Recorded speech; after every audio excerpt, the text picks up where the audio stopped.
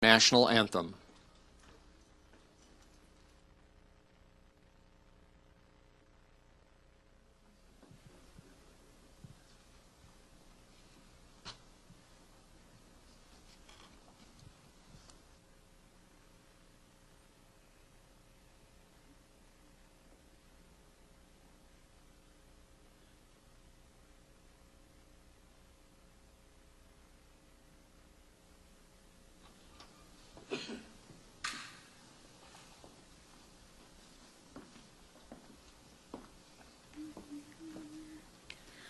Oh, say, can you see by the dawn's early light what so proudly we hailed at the twilight's last gleaming, whose broad stripes and bright stars through the perilous fight o'er the ramparts we watched were so gallantly streaming, and the rocket's red glare, the bombs bursting in air, gave proof through the night that our flag was still there. Oh, say, does that star-spangled banner yet wave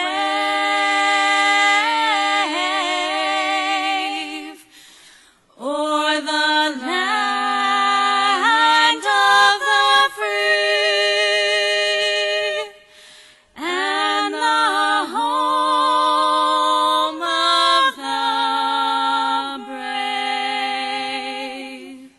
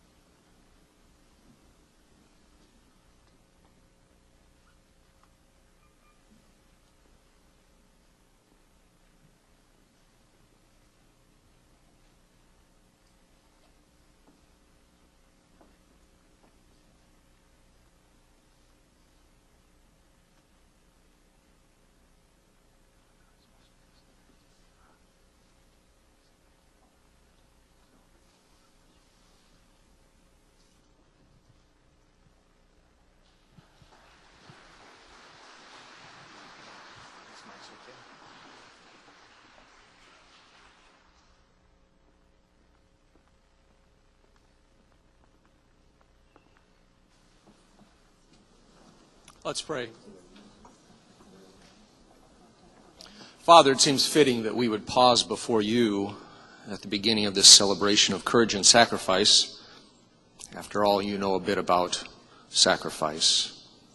So, Lord, we thank you for those who have served our nation. Lord, we thank you for their courage and their sacrifice. I thank you personally that I did not find my father's name on the Vietnam Memorial Wall. But I know there are many who have paid the ultimate sacrifice. Lord, thank you for their courage. Thank you for their heart. In Christ Jesus' name, amen.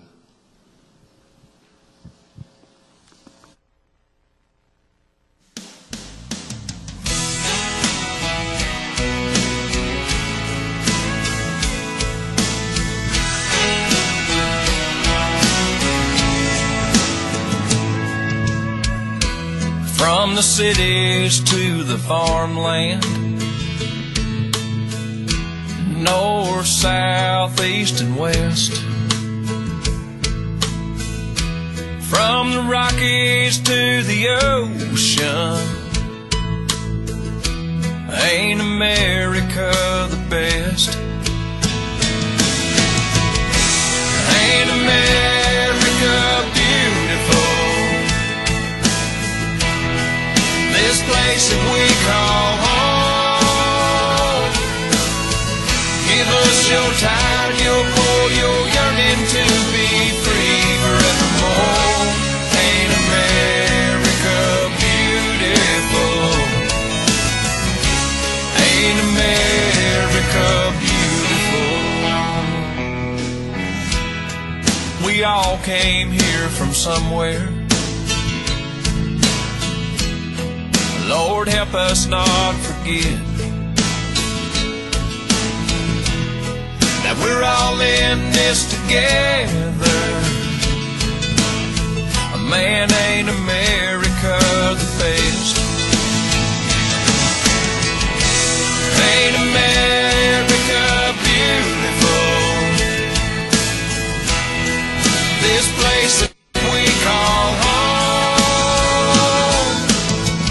Give us your time, your pour, your yearning to be free forevermore. Ain't America beautiful? Ain't America beautiful? The lady in the harbor with her torch held high, the Mississippi River and that big Montana sky. Ain't America beautiful? This place that we call home. Give us your time, your pour, your yearning to be free forevermore. Ain't America beautiful? Ain't America beautiful? Ain't America beautiful? Ain't America beautiful?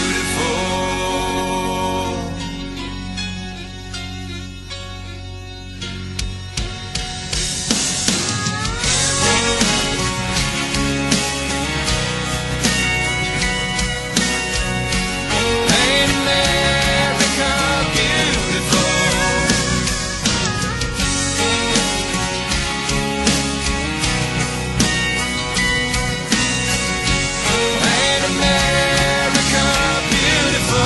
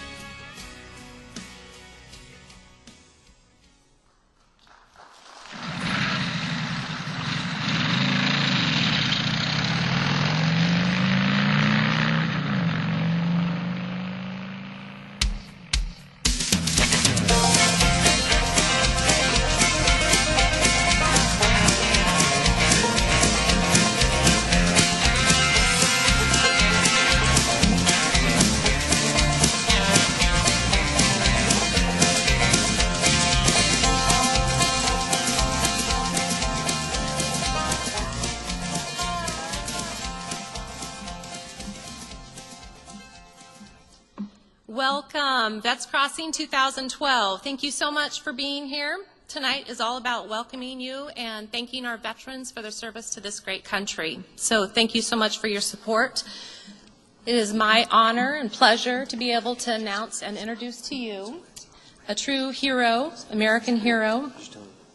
He's a veteran of World War II, Korea, and Vietnam. Introducing Sergeant Major Jess Wise.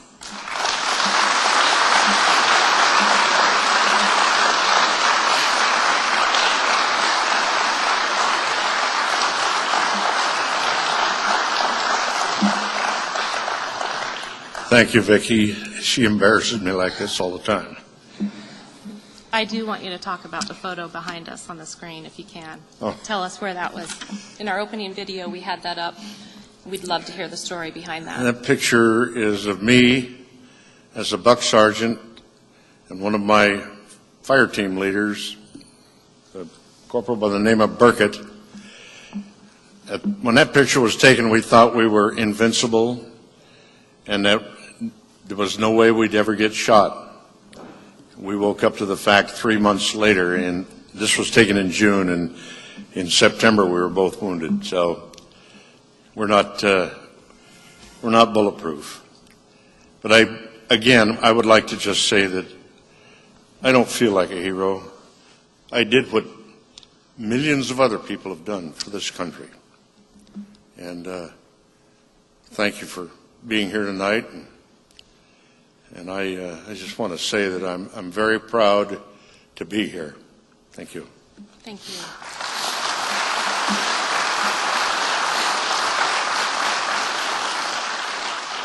I would also like to say that our last year's speaker, Major Dennis Ewing, is here, and I just wanted to say thank you to you and your family for coming and supporting us tonight. Did a great job last year.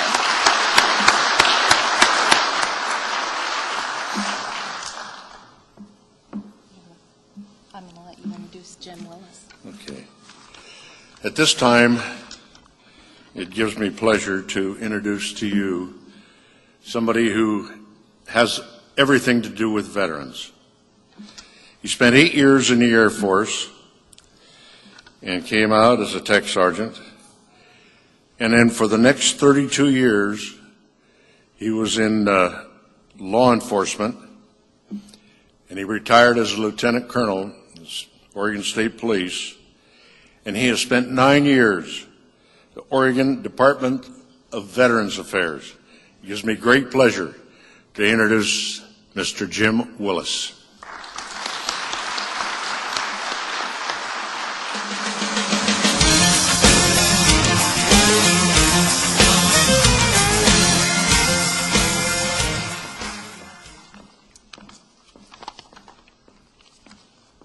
Those of you who were in the military, and that's many of you out here tonight,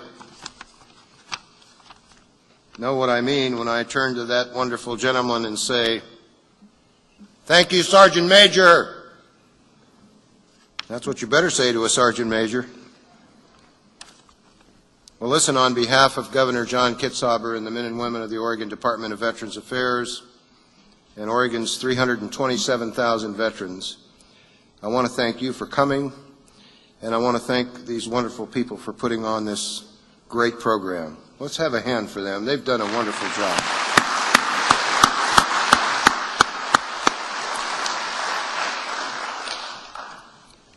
You know, whenever I get together with my fellow veterans and their families and the guests that are with us tonight, I'm always struck by the fact that there's great loyalty to one's branch of service, to the extent that there's what we call inter-service rivalry.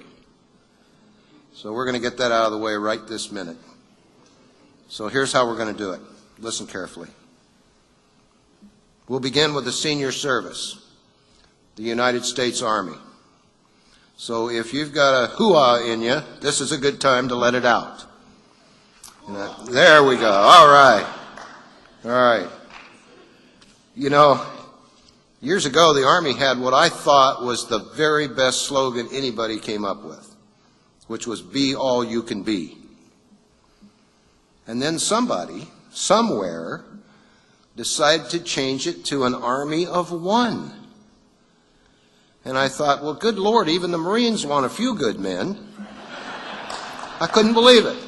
And finally they got rid of that, and now it's Army Strong, and I can live with that one. Army Strong. So God bless our Army vets that are with us tonight.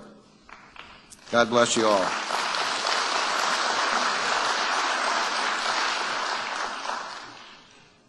And in the last number of years, I've had a great deal to do with the members of the United States Marine Corps. I've got some observations about the Corps. First of all, no one ever gets out of the United States Marine Corps.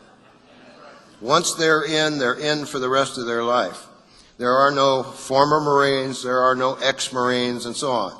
If you ask them, there you go. If you ask them, it's just, I'm a Marine. I'm a Marine. And they mean it. And you probably better say okay. And so generally, and you just heard it, they got a little bit ahead of me here, but that's the Marines for you. Generally, when I mention anything to do with the Corps, I either get an oorah, which comes from way, way down here, or they just bark, because they're devil dogs. You know, that kind of stuff.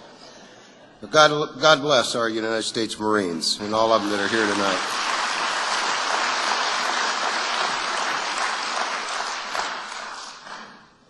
And then there is the United States Navy. Okay, there we go. And I'm proud to tell you Navy veterans that are here tonight that it is still an adventure. You remember those advertisements that said, join the Navy, it's an adventure? Join the Navy, see the world. I had a friend from high school that joined the Navy. He went to San Diego, and he was discharged from San Diego. And he said, where's this world I was supposed to see? And then there were others that ended up in the PBRs with me over in Vietnam. They certainly saw a different side of the United States Navy. But whether they served on shore or served in the sea service or in the submarine, God bless our veterans of the United States Navy.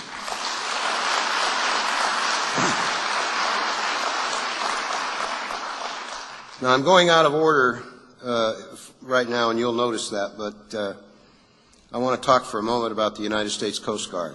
Yeah. All right, we've got a coastie here. I love that. It's the service I don't joke about, and I'm going to tell you why. I was born in Portland. I was raised in Albany. I spent my entire youth on that over 300 miles of Oregon coastline. I'll tell you about the Coast Guard. They will go when no one else will go, and they will stay for as long as it takes to do either a rescue or a recovery, whichever comes first. And they will come from all over the United States to boat stations here in Oregon and to the 2 air stations at Astoria and North Bend. Their courage is unbelievable for their age. It's been said that the United States military gives great responsibility to very young people, and the Coast Guard is no different. As I said, they will go anytime, any place, and stay for as long as it takes to get done with the mission. So to them I say, Semper Paratus. God bless the United States Coast Guard.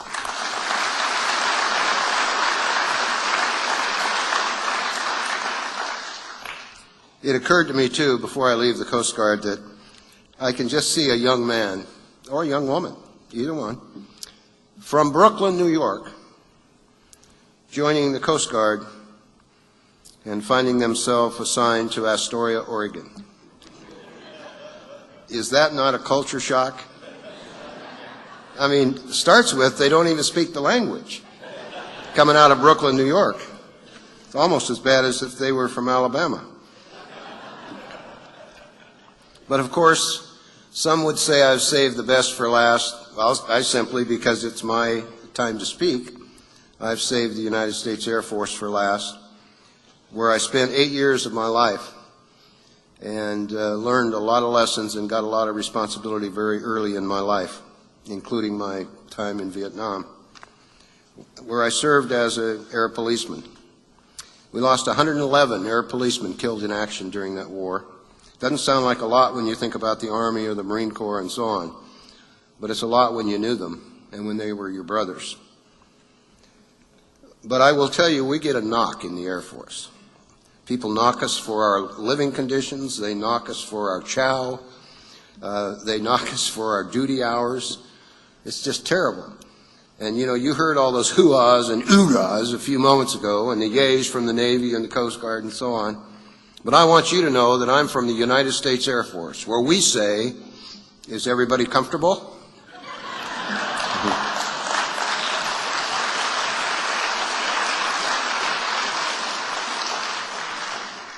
Now I want to tell you what we really say. Fly, fight, win, Air Force. Ooh, all right.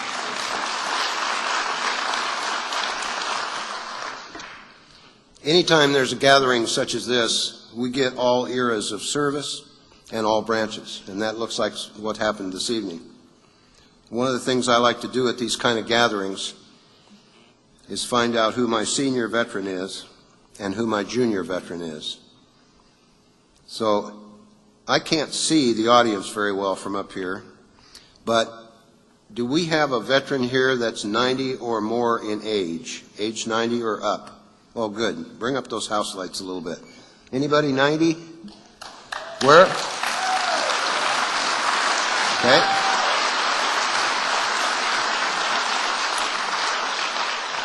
Do I have more than one? I have one that's 90, right? Okay.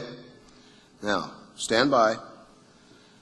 Now, do I have anybody who is still in their teens that's in the United States military that's here tonight?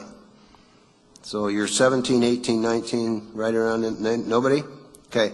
Anybody in their 20s that's a military veteran?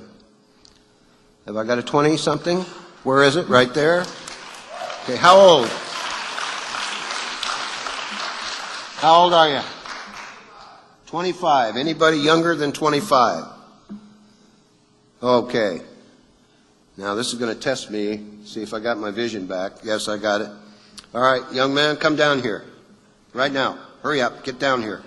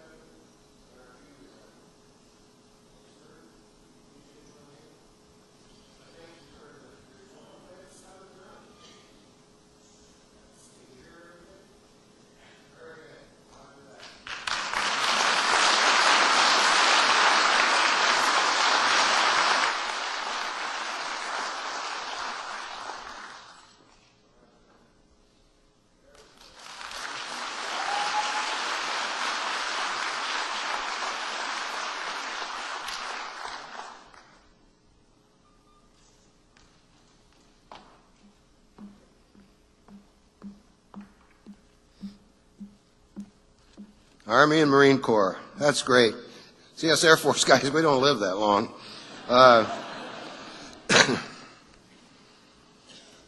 It's a long ways from age 25 to 93, isn't it? A lot of things have happened, and what they've seen and what he will see in his life. You know, this year is an anniversary that for us Vietnam vets, and there's a bunch of them out here tonight, it's an anniversary of the wall in Washington, D.C. Some years ago, I know you find this hard to believe with me being a Presbyterian and everything, but I found myself in an Irish pub in Alexandria, Virginia, where I met a gentleman by the name of Pat Garvey. And Pat Garvey performed a song that was written by a Vietnam veteran, and it's one of the best tributes I've ever seen to the Vietnam Wall. It's called Waiting at the Wall. I received a very, very disturbing phone call from my youngest daughter back in January of 2004. She was a student at Oregon State University, and she was in tears, and I could barely understand her. You see, the war in Iraq had come and touched her because one of the people she knew from clear back in high school had been killed in action. And through her tears and her sobs, she said to her father, "Why?" And I'm going to be the first to tell you I didn't have a good answer. So I thought, what does a father say to his daughter when a soldier dies? And I thought about it for several days. And as it turned out, it just happened to be on Valentine's Day that same year, February 14th, that a thought came to me about what happens when anyone dies in war.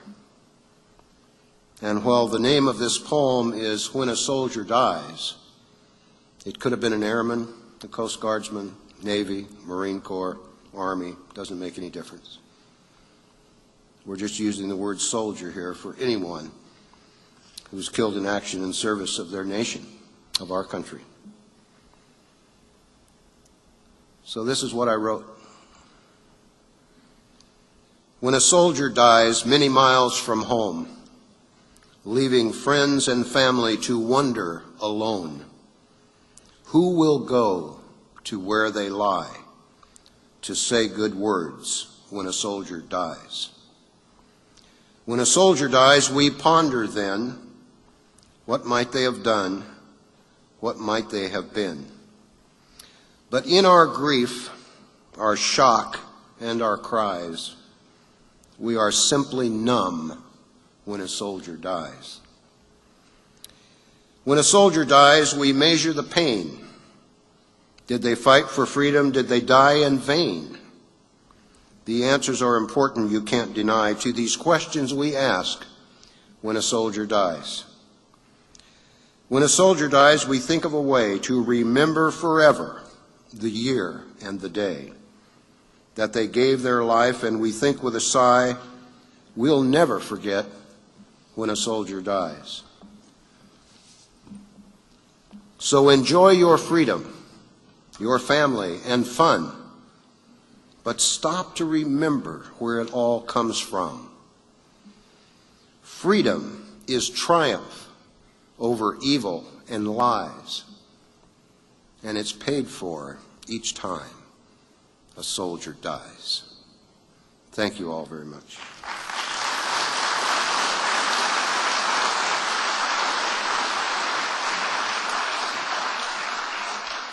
Now, maybe it was fate that I was able to read that to you before the video, because I think it ties in very well to my over 58,000 brothers and sisters who are on that wall, that solemn wall in Washington, D.C. I'm now told the video is ready to go, so please enjoy with me Pat Garvey's rendition of Waiting at the Wall.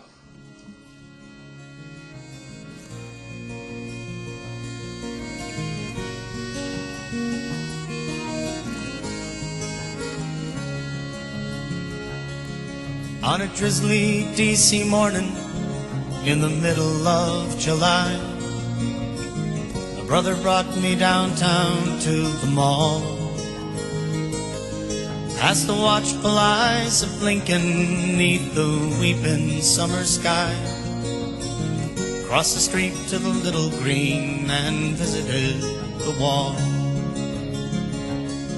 I remember I was nervous then, I guess a little scared, 'cause I wasn't sure how I'd react at all. To see the names of the servicemen who'd been recorded there,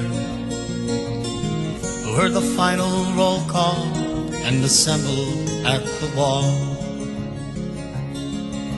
And every name's a father or a husband or a son, or a daughter or a brother or a cousin to someone, or a name might be a classmate or a friend you may recall. There's nearly 60,000 fallen names still waiting at the wall.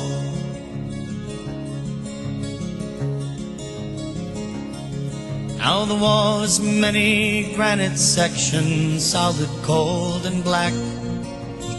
A visitor may pause and touch a name.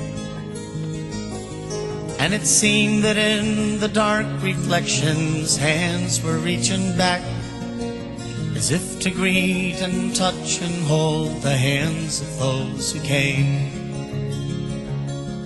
Someone might stoop to leave a rose, a letter or a poem, a message to a young man loved and lost, and to show they still remember those who never made it home. He built the wall so long and tall and paid the bitter cost. And every name's a father or a husband or a son, or a daughter or a brother or a cousin to someone. Or a name might be a classmate or a friend you may recall. There's nearly 60,000 fallen names still waiting at the wall.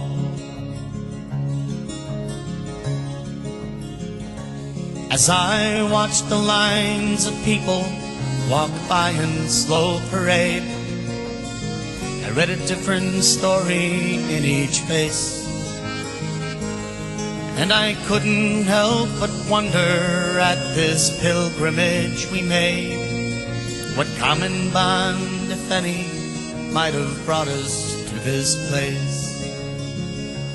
There were tourists and the curious and some veterans who came, still others who sought an answer to it all. But the only thing I'm sure of is we left not quite the same, with our memories alive and well and waiting at the wall. And every name's a father or a husband or a son, or a daughter or a brother or a cousin to someone. Or a name might be a classmate or a friend you may recall. There's nearly 60,000 fallen names still waiting at the wall. And every name's a father or a husband or a son, or a daughter or a brother or a cousin to someone.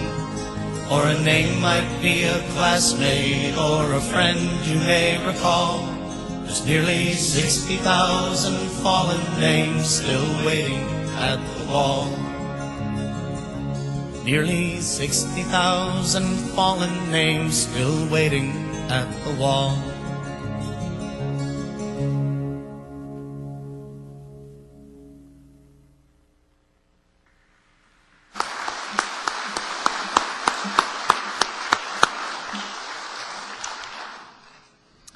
I think you can see why I believe that's one of the finest tributes to the Vietnam Wall and to our fallen brothers and sisters that one could ever want to see.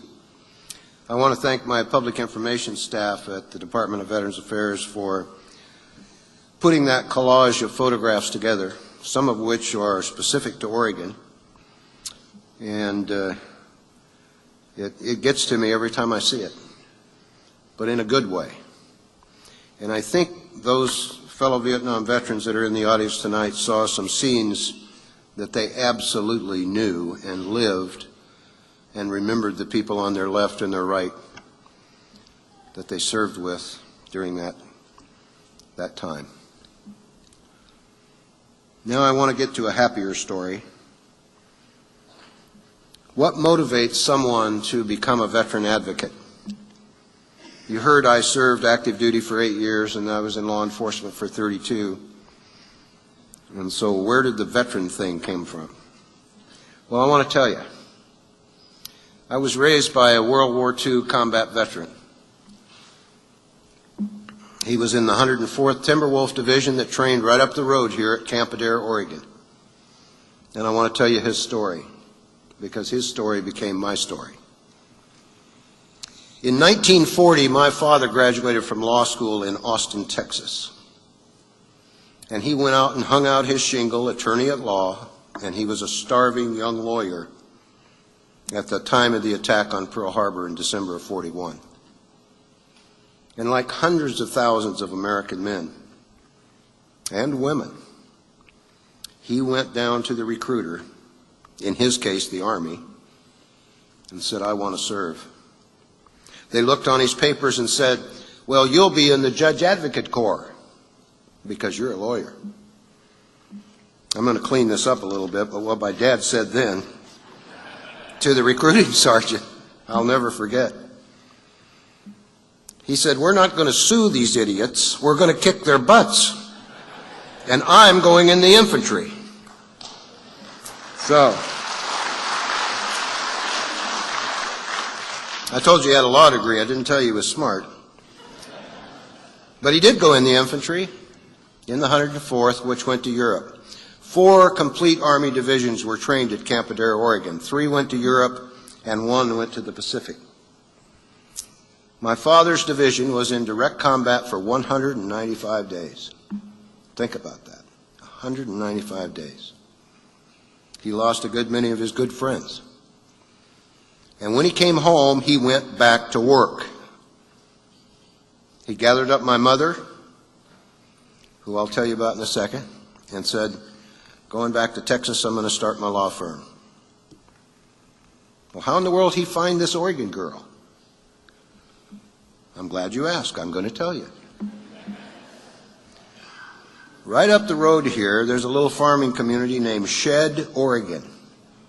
Shed is south of Tangent, which is south of Albany. My mother grew up in a large farming family there. She went off to Oregon Normal School, which later became Oregon College of Education, which is now Western Oregon University, and she got her teaching credentials.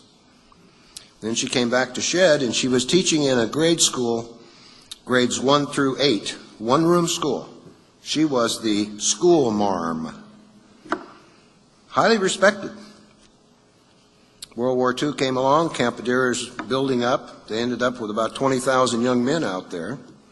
So somehow these young ladies from the Willamette Valley decided they would go out there for the USO dances. I think maybe thinking they might meet a young man. And the young soldiers didn't mind either. So they had these dances to the big band music of that era. And by this time my father had made Buck Sergeant. He was a 3-striper. So he was picked to be a chaperone at these dances to make sure those young private soldiers behaved as gentlemen. And my mother, the school marm, was picked to be a USO chaperone for the young ladies to be sure they behaved as young ladies. She went to the dance and saw that dark-haired, dark-eyed young sergeant from Texas, and it was all over for my mother. And unbeknownst to her, when he saw her, it was all over for him. Love at first sight. I mean, it's the stuff that movies are made of.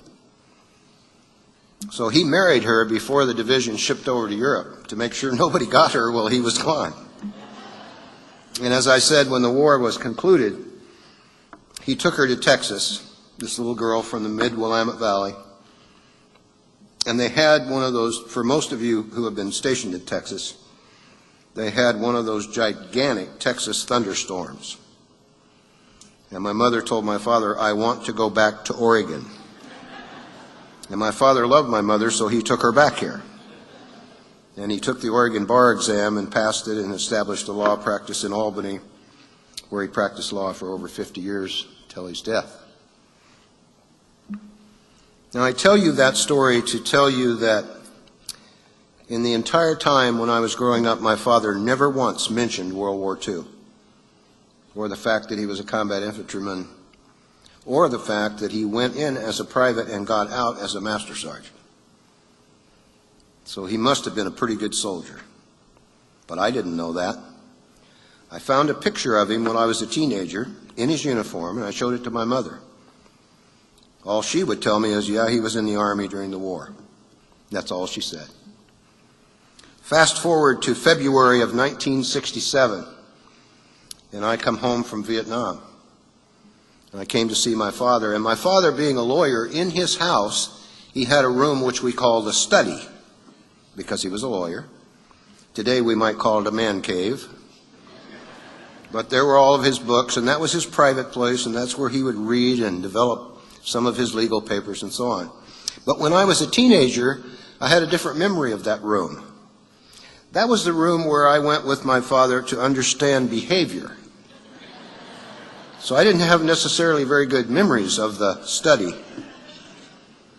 So I came to see my parents, having come home from Vietnam, and my father said, "Come with me, son." And I looked around the corner and I said, "Oh my God, we're going to the study." I thought, "Good Lord, Dad, I'm 23 years old. I'm just back from a war. What are you doing?" But it was a much different talk. For the first and only time in our relationship, my father told me about World War II. And you could have heard a pin drop in that room. And then he said to me, "You came home in one piece. Some of your comrades were killed in action," and that's true. 111 air policemen were killed in action during the Vietnam War. And of course, I knew some of them. He said, "So your responsibility is to the family of those that are not coming back. Your other responsibility is to those that were wounded or damaged spiritually, emotionally, or physically. And that is a duty that will last you for the rest of your life. And don't let me down." When your dad tells you something like that, you tend to listen. Then he took me down and paid my dues to the American Legion and the VFW. He said, "That's the last time I'm paying them. Don't ever let me hear they lapsed." And I said, "Roger that, sir." He is my dad, and I was still scared of him. In any event, my volunteer time when I wasn't working in my career field was spent, in some cases, driving people to the VA hospital in Roseburg, Portland, the clinic in Vancouver, collecting clothing for those veterans who were indigent, and just, in other words, doing as good a deeds as I possibly could, including for the families of the fallen. And I found that I very much enjoyed the time I spent not only doing that work, but the veterans I was doing it with. So when my law enforcement career came to an end, and this is a story I love to tell, the Director of Veterans Affairs, John Mangus, announced he was going to retire. At that time, I was serving as the chairman of the Governor's Advisory Committee to the Department of Veterans Affairs. And some of my fellow committee members had heard that I had submitted my retirement letter. And they said, "Jim, you're too young to retire. You should take this job. You'd be really good at it."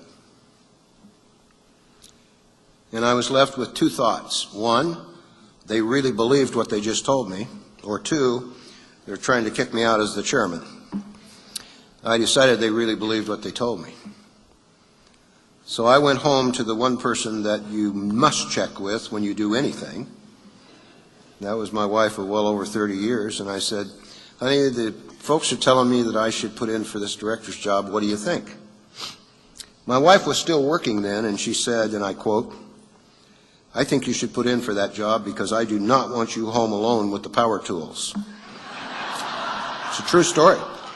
She will verify that. See, if you cut one live water pipe in an entire marriage, and it only happened once, it does goof up the drywall, I'll tell you that.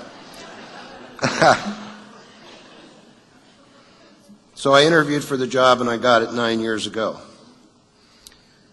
And people often ask me, what's the difference between law enforcement and veteran service? And believe it or not, it's an easy answer. Law enforcement was my profession. It allowed me to raise my children. It kept a roof over everybody's head, allowed me to pay my bills, and I think I did my job as good as I could.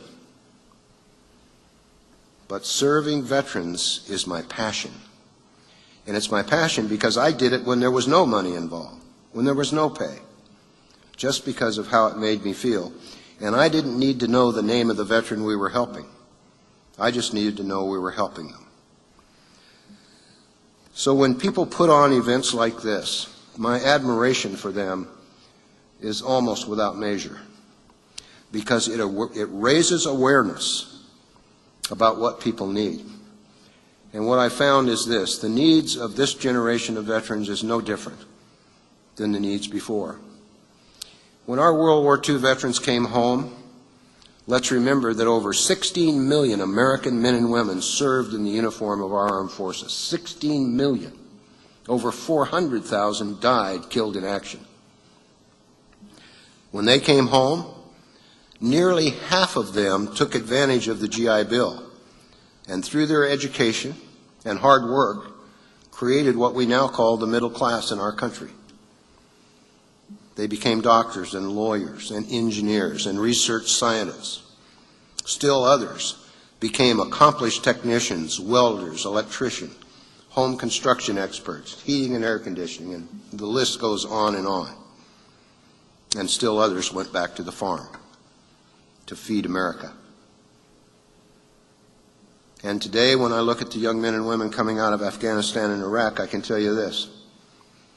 They want an education, or they want a good job. They want to raise a family. They want to own their own home. And there's absolutely no difference between them and those wonderful members of the greatest generation and those who served in that terrible forgotten war called Korea, and those who served in Grenada, those who served in Panama, those who served in Vietnam, those who served our country in Lebanon and across the world. Their need is no different. And my concern as the Director of Veterans Affairs is very simple, and I'll tell it to you very directly. As we pull out of Iraq, as we draw down in Afghanistan, I'm very much afraid that the members of the United States Congress will turn away from the needs of our veterans, when in fact, as they pull out of those combat zones, our work with those veterans, and especially those who have been injured, is just beginning. I believe that the young men and women from Afghanistan and Iraq and all the other wars that we're serving through our Veteran Service Office, but I believe the needs of Afghanistan and Iraq and the health care they'll need for traumatic brain injury and for post-traumatic stress is going to require an expenditure over the next 2 decades of nearly $1 trillion. And if we turn our back on those men and women who served us so valiantly and so selflessly, then shame on us, because we didn't learn the lesson of Vietnam. We did turn our back on that generation, and we never can do it again. Never.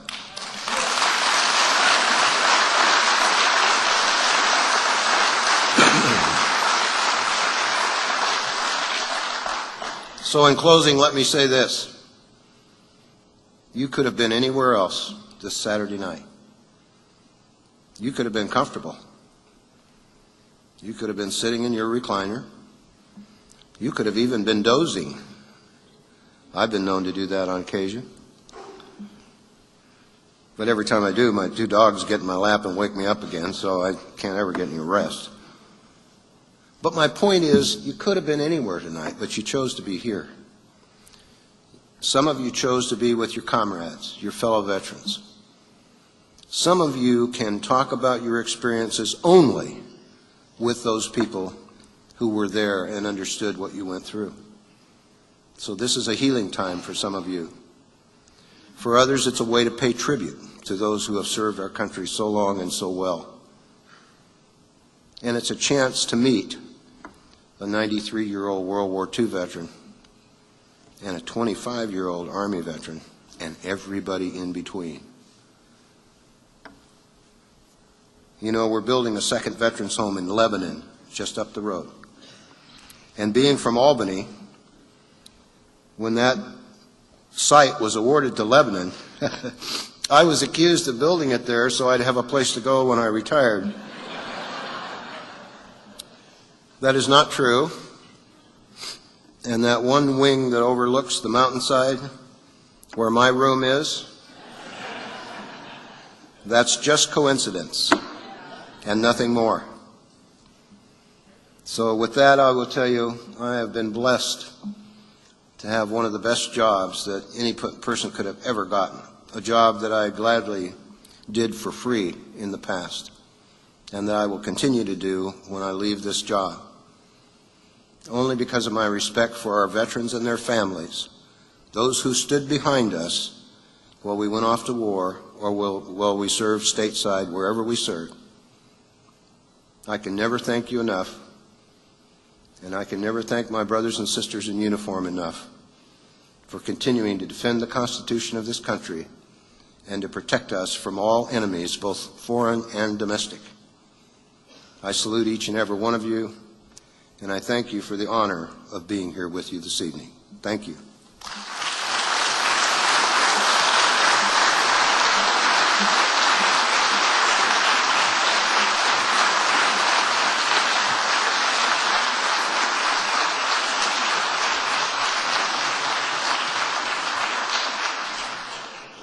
Please welcome to the stage the voice of Vet Talk, KGL 1580, Victor Coons.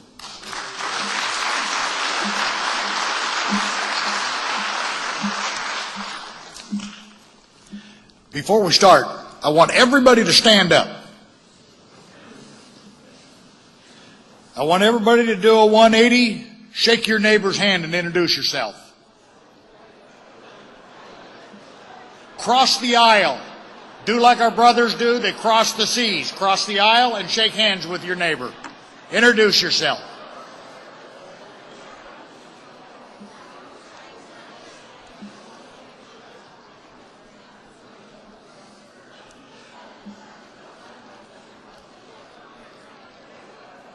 You know, it's such an honor to be up here tonight and looking out there amongst all of you.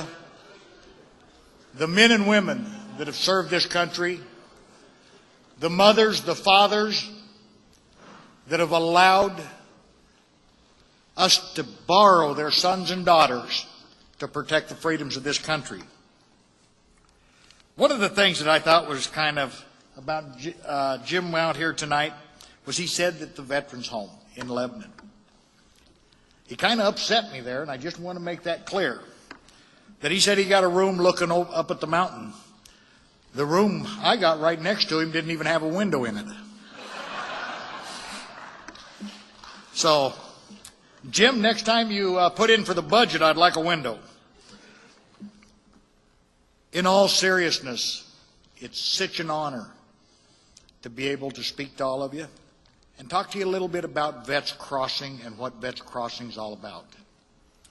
Vet Crossing was started 2 years ago. This is their second annual program, and what they're wanting to do is strengthen and inspire all of our soldiers, men and women coming home, their families, their sons, their daughters, their mothers, their fathers.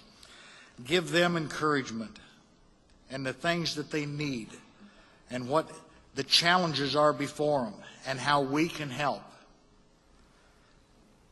Because they're coming home with physical problems, they're coming home with mental problems, PTSD, nightmares, and they're worried and they're scared. We as senior veterans from past wars have not talked about it. We've tried to endure and keep it to ourselves. Well, it was several years ago that I was up, I got to admit, at the Indian casino, talking to one of the Indians there, and he got to talking to me. He had served in Vietnam. And he said, what's going on in our great nation that we don't talk about our lives? We don't talk about what we've seen. But we allow people to sit down and write history books that were never there. He said the history is in our hearts. The history's in our minds, and we brought it home, and we locked it up. And without that history, if we don't share each one of our own stories, we will never change and fix a great nation. So today is the day that we need to start. We need to open up. We need to talk to our sons, our daughters, our grandchildren. We need to tell them what war does and what we endure and what our hopes are for this great nation. And without our stories and the understanding, and we can help our young people understand what we went through.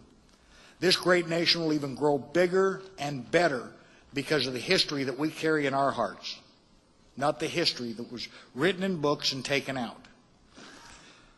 It's very important that each one of us step aboard because, as it says, Vets Crossing, we're crossing over into a new generation. We're starting to send away an old generation. Our World War II veterans are passing away at record numbers.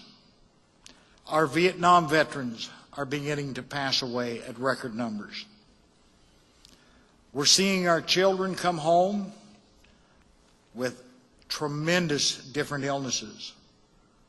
A first time in history of all the wars, the number of suicides that are happening because of a lack of understanding, a lack of, we don't have time.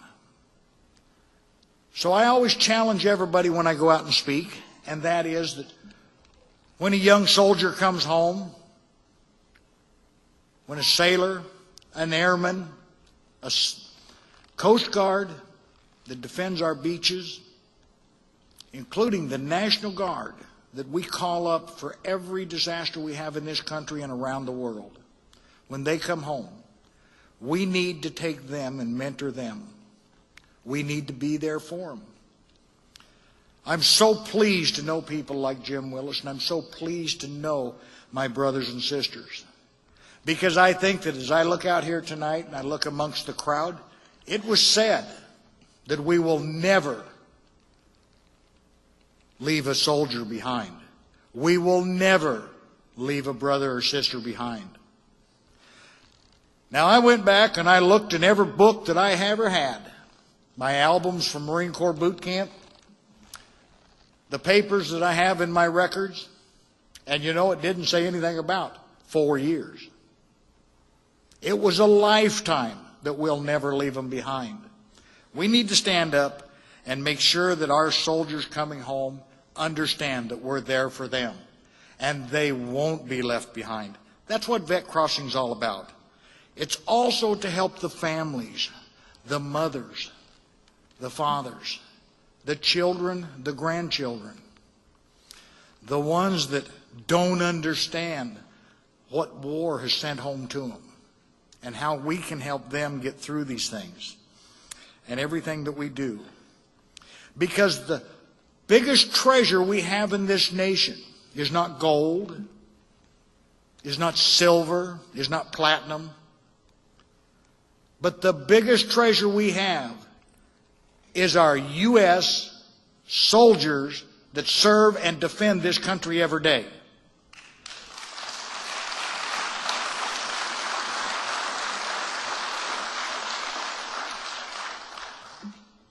And when we put our gold and silver in safes and lock it up and take it out and count it on the table, and we walk by our soldier in a store and look at him and say, thank you, and we forget him for the next 6 months. We need to start helping our soldiers as they come home find a job. Get them off the streets. Help them get back up. This is not an organization that has ever been designed or set up to just be there and give a veteran a handout, because I've never known a veteran, a man of any military, that wanted a handout.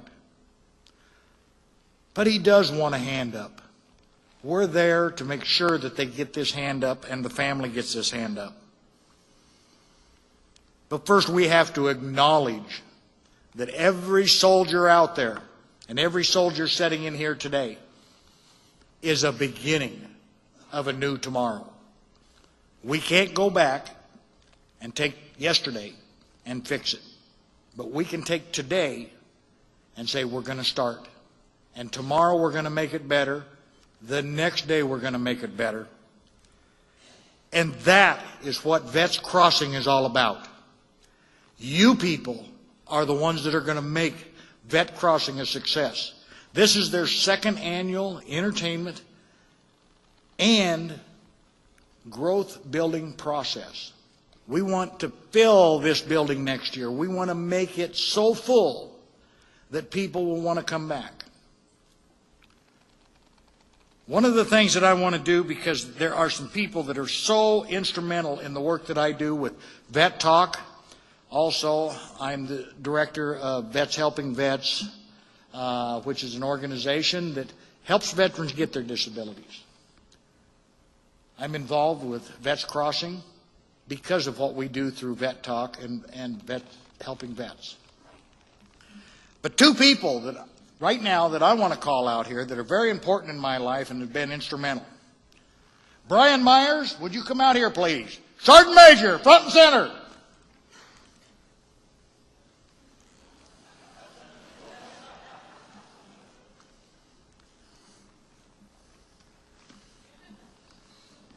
I didn't do it.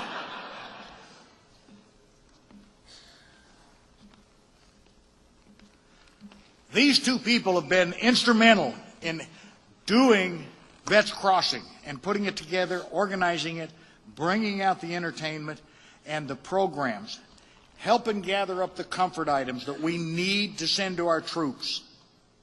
As everybody knows, without us, the comfort items that they need will not get there.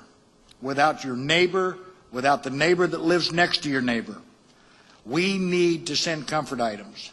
Most of you know that have come home or have served in the war how hard it is to get clean socks, clean toothbrushes, clean T-shirts. Over there, it's pretty hard to get them. And I'll tell you what, it's even harder to get them out of the government. So we need to be stepping up and helping our young men and women. Sergeant Major, you have served in 3 wars, in 3 war periods. I have here a bracelet that has been made by a Native American Indian who is disabled 100%, and he made this bracelet of the Vietnam ribbon for you in recognition of your service and what you've done.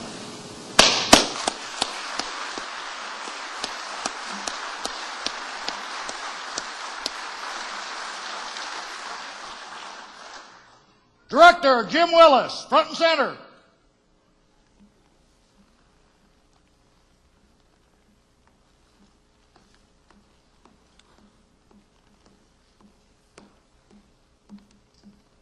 I'm from the Air Force, and I'm not used to being yelled at.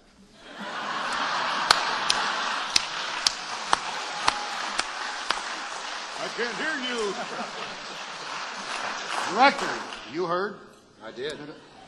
one of our Native Americans who served this wonderful country of ours made this for you and asked that you wear it in honor of the service that you've given.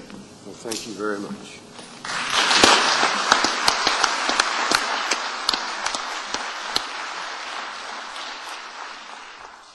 These men have served in every capacity that I can think of in this country, and most of all, they sacrificed many parts of their life. They've sacrificed time from their family to serve veterans, to serve each one of us in what they've done. Brian, I brought him out here because Brian has been instrumental in this program. And I was told that I'd probably get my back end kicked for bringing him out here. But Brian, I want everybody to give him a big applaud because it takes a lot to put this program together. What he's done.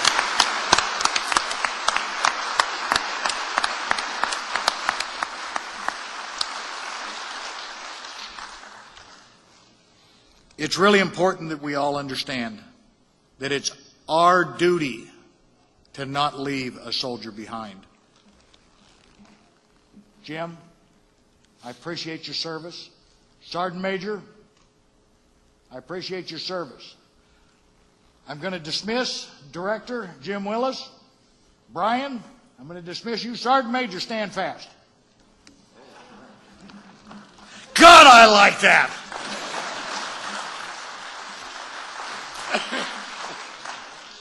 You're lucky I'm old. 6 months ago, I was his house mouse. We're going to get ready to do something here that is going to be a little bit of fun.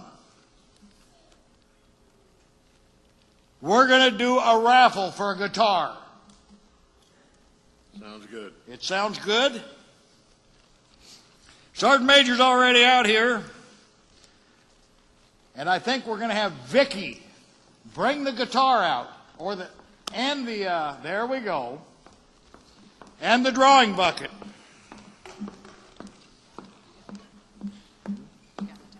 He's got to draw. He's going to draw. Oh. What's my number? Wait a minute. Don't draw. I don't trust you. He really don't trust me. Oh, God. Let's draw again. Don't tell me it's your number. Past BVA Commander Rick Olson, front and center.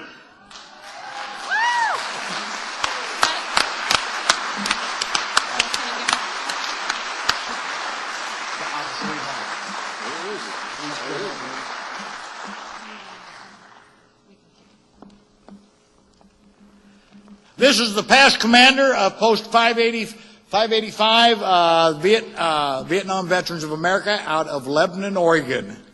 And he has won the guitar.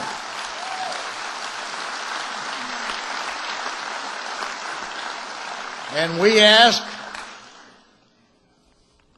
and thank each and every one of you on the drawing for the donations of the guitar. You're very well. What are we doing? Would you like to take your seat, or would you like Vicky to escort you to the back? We can have Rocky sign it for you. And, huh? You want to go to the back? Rocky's going to sign that for you. We're going to have Rocky autograph it. Yes.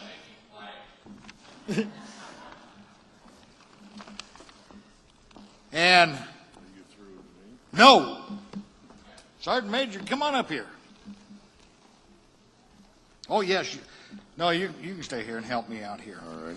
Because what we're going to do is we've gone through everything. We've got a guitar winner and the whole 9 yards. And now, Ready for taps, aren't we? Sergeant Major, I'm going to turn the pulpit and the microphone over to you. I hope this is not a pulpit. It's not? I hope not. I know it's a church, but But you know, one of the things you and I both remember is every time we walked out them hallways up there in San Diego, we always seen that sign hanging above the doors and the archways. It said, God, country, and Corps. there it is. It's right there. Keep it right here. Absolutely. Right in there. Right here. Semper Fi. Semper Fi. Right under where it's. Now, it's right under where my Marlboros used to be. Sergeant Major. Thank you. Mike Short. Thank you. Taps. We're going to have a little demonstration of taps, and I'd like to give you the etymology of the word taps. The term originates from the Dutch term tapto, meaning close the beer taps and send the troops back to camp. Military tattoo comes from this same sign.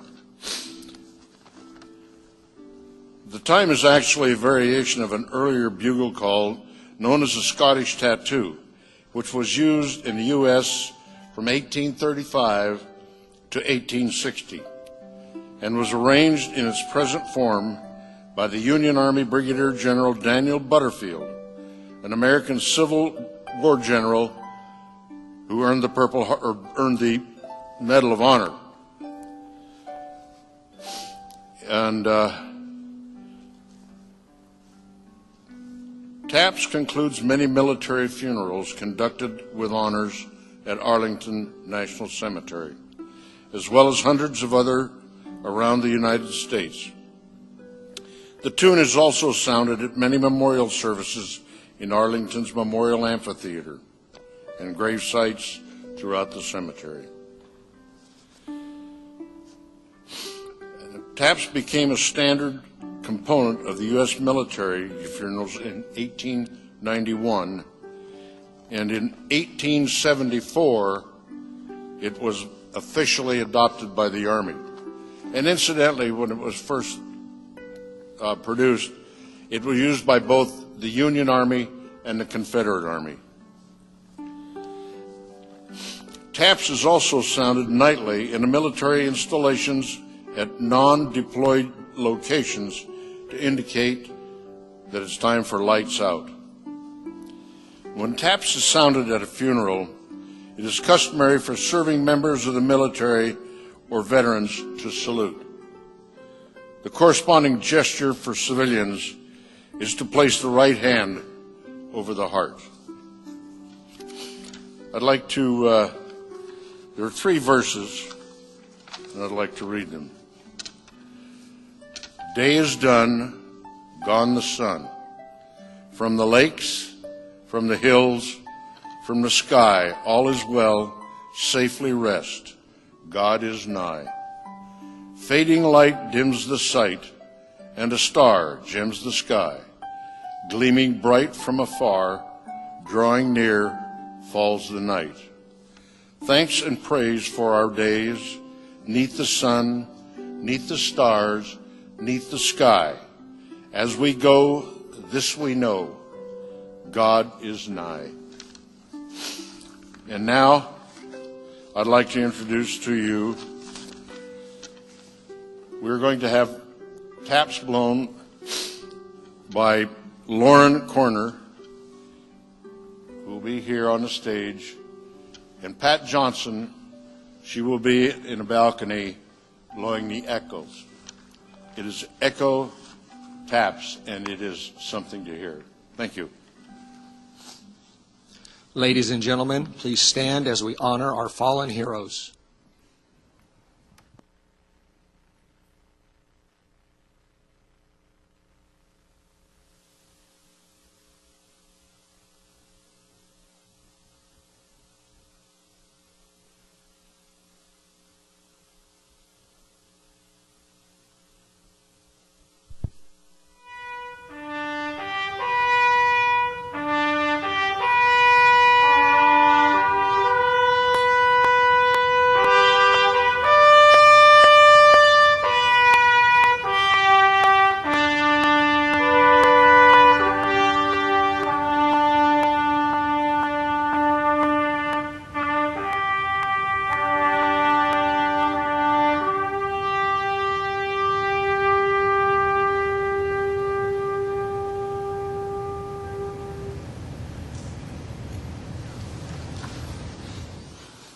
Ladies and gentlemen, we will take a brief intermission and return at 2000 hours for Rockie, Lynne.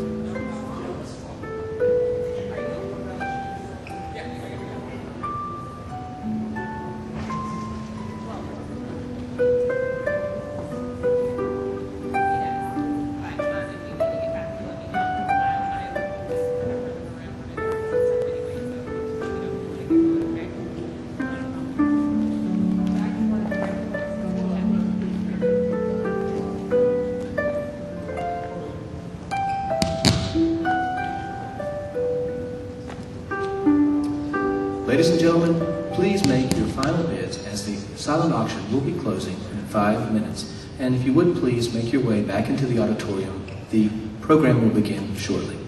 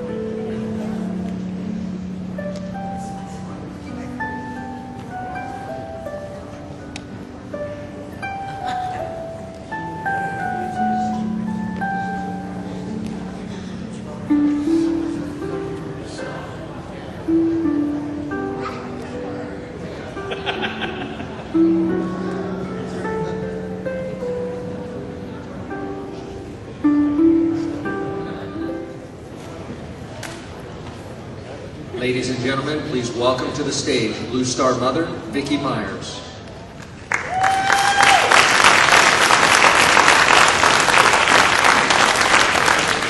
Hello again. We had several people asking to replay the opening video, so we're going to replay it really quickly and then we're going to bring out our entertainment, Rockie, Lynne.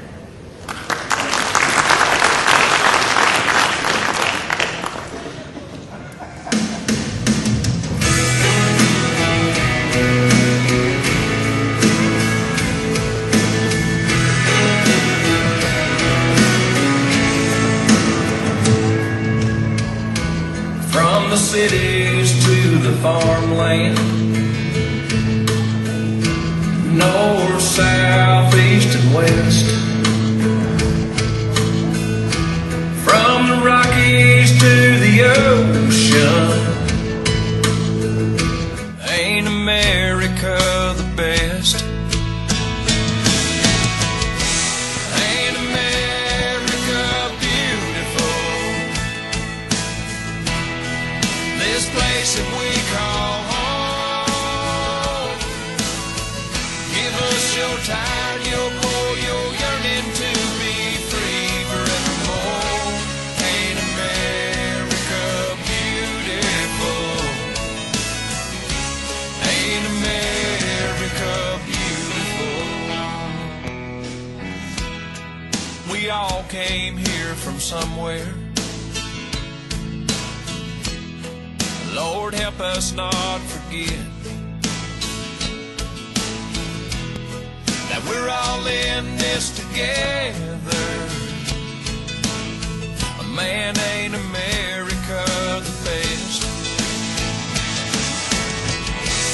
Ain't America beautiful? This place that we call home.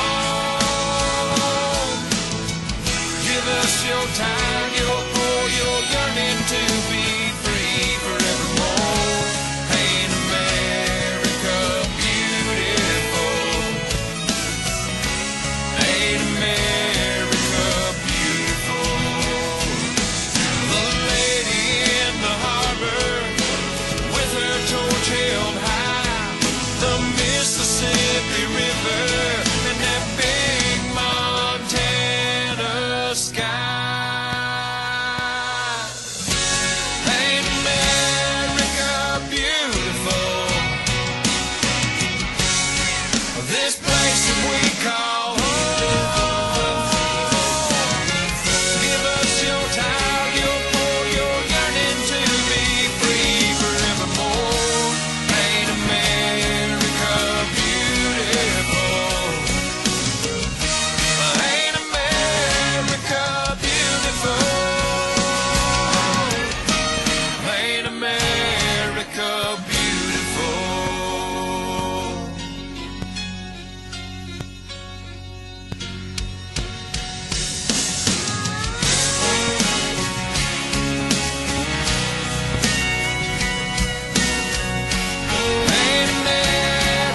Ain't America beautiful?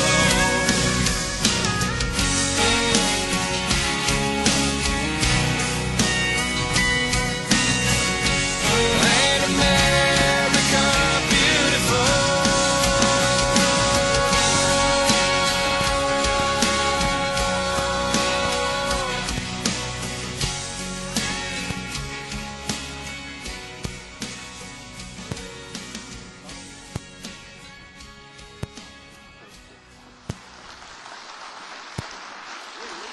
I'm sorry. Oh. All right. I have the distinct pleasure of introducing someone incredibly special. He does so much for our troops and our veterans. He's truly amazing. And, you know, his story is actually amazing, but what he does for all of our veterans is quite remarkable. So you've seen him on Good Morning America, Fox and Friends, ABC News, and the Grand Ole Opry. a veteran of the United States Army, 82nd Airborne. Much of Rockie's charitable efforts are spent in support of men and women in our U.S. Armed Forces. His proceeds from his most recent album, Songs for Soldiers, benefits troop-related charities. He recently spent 21 days overseas where he and the band entertained U.S. troops in Afghanistan, Saudi Arabia, and the Persian Gulf. Please welcome, all the way from Nashville, Tennessee, the voice of veterans, Rockie Lynne.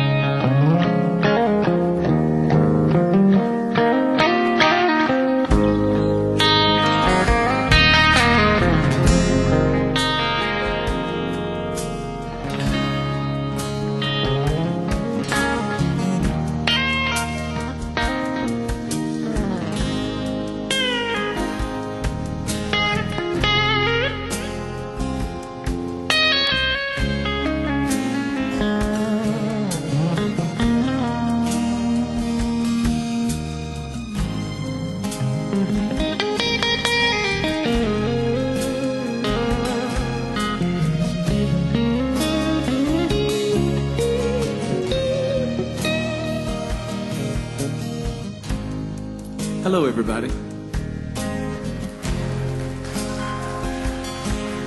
It is a pleasure to be here and an honor to pay tribute to all of these veterans in this home and in this house. Oftentimes, I don't know how to start, so I thought tonight I'd just talk and we'd play. On November 14th, 1964, I was found in a garbage dumpster. I was born, and whoever, for my people, they threw me away. And luckily somebody found me. And I was placed in a place called the Barham Springs Home for Children. And that's where I grew up. It wasn't a great place, but it was better than that garbage dumpster. And that's not a bad thing. That's just the way it was. Out of high school, I joined the United States Army because I wanted to go to college and I didn't have any other place to go. And I went to basic training at Fort Benning, Georgia. I went to advanced infantry training at Fort Benning, Georgia. I went to jump school at Fort Benning, Georgia. I was getting pretty tired at Fort Benning, Georgia. And they placed me at Fort Bragg, North Carolina, in the 1st of the 504th Airborne Infantry. And I thought it was like playing John Wayne. That's what I thought. It was like fun. And on October the 3rd, 1983, one day short of a week after I got to permanent party, they called us all over to Green Ramp. We used to do these things called EDREs, Emergency Rapid Deployment Exercises, where they would put us in an airplane and fly us out, and we would jump. I would get pushed, everybody else would jump. And we would look for communists. Usually that would be somewhere in the Uwharrie National Forest in North Carolina.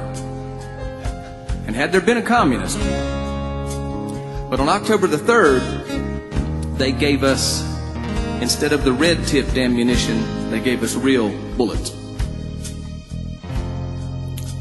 And a whole bunch of boys had to grow up. And one of our boys did not come home. And I dealt with it the way I deal with everything. I write a song. And this song has become the theme song for Tribute to the Troops. Tom and his wife, the McKinleys, are here. And he is my partner in the Tribute to Troops. And what we do is get on motorcycles and visit those families. So I would like to start tonight by remembering those soldiers that didn't come home.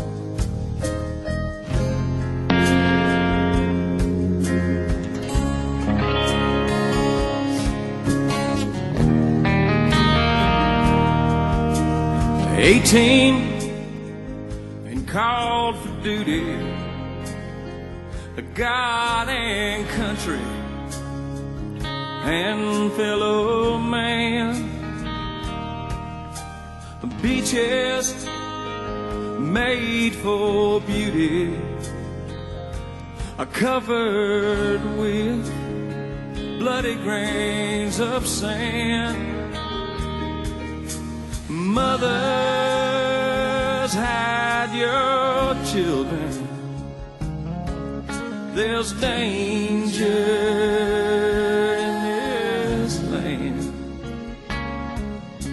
And Father, please forgive me, for I know not who I am.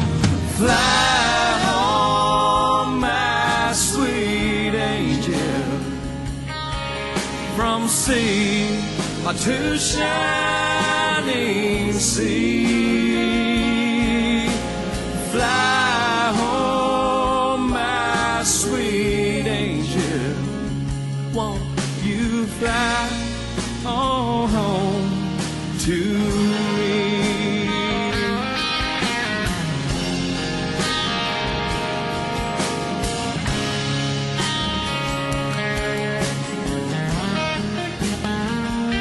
Well, I can hear the devil's calling, bombs and sirens fill up the air. I can see my brothers falling everywhere, God, everywhere. Mothers, hide your children, there's danger in this land. And Father, please forgive me, for I know not who I am. Fly home, my sweet angel, from sea to shining sea. Fly home, my sweet angel, won't you fly on home to me?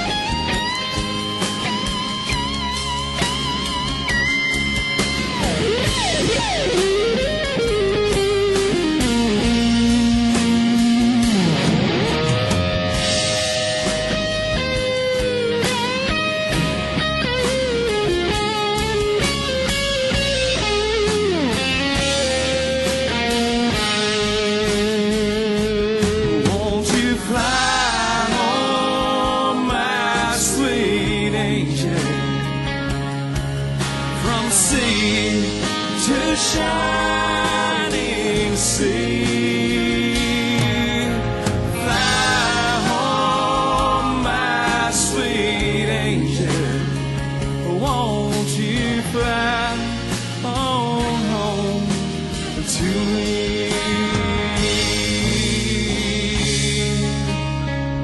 Won't you fly on home to me?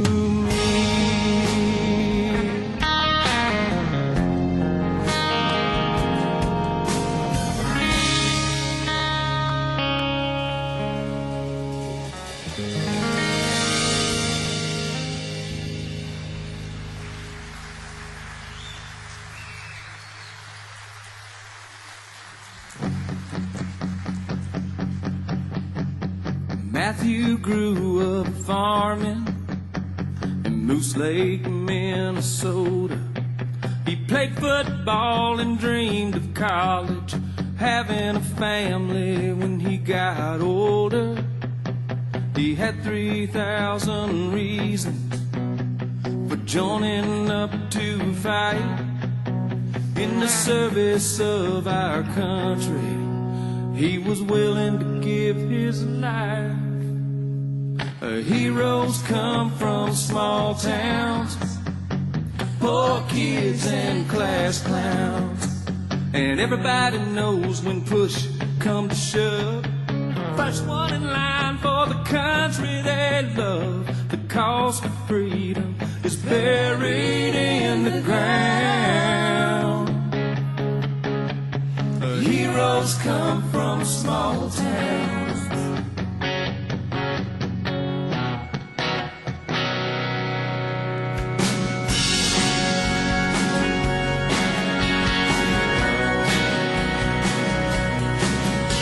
There's many more just like him from all around this land.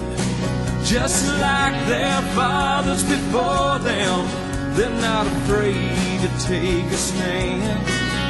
They might not make the papers or be on the nightly news, but they're in our hearts forever for what they chose to do.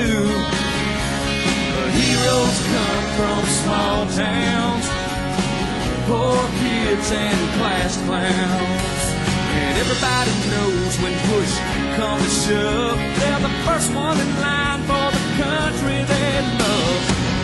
The freedom is buried in the ground. The heroes come from small towns all across this nation. They answer the call. There'll be an invitation in heaven for them all. 'Cause heroes come from small towns, poor kids and class clowns, and everybody knows when push comes to shove, they're the first one in line for the country they love. Cause freedom is buried in the ground. Heroes come from small towns. Heroes come from small towns like Eugene, Oregon.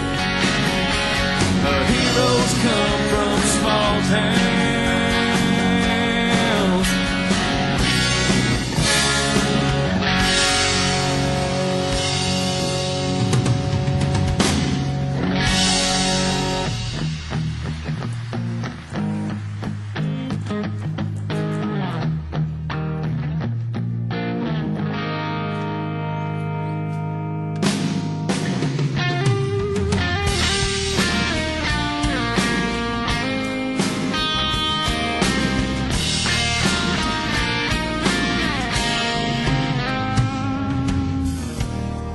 Cities to the farmland, north, south, east, and west, from the Rockies to the ocean. Let me ask you a question, folks. Ain't America the best? Ain't America beautiful? This place that we call home. Give us your tithe, your poor, your yearning to be free forevermore. Ain't America beautiful? Ain't America beautiful?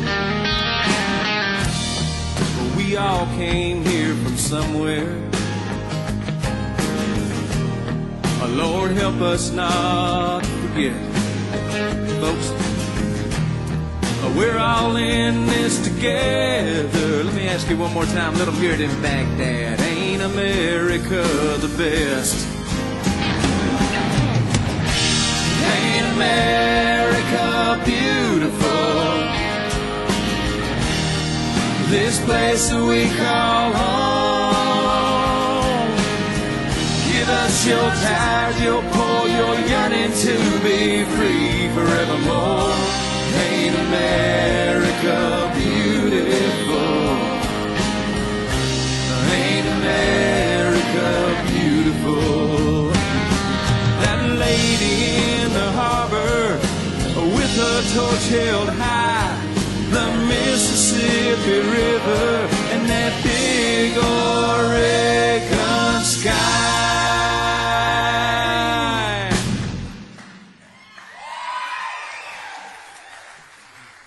How about this? That lady in the harbor with her torch held high, the Mississippi River and that U.S. Coast Guard sky.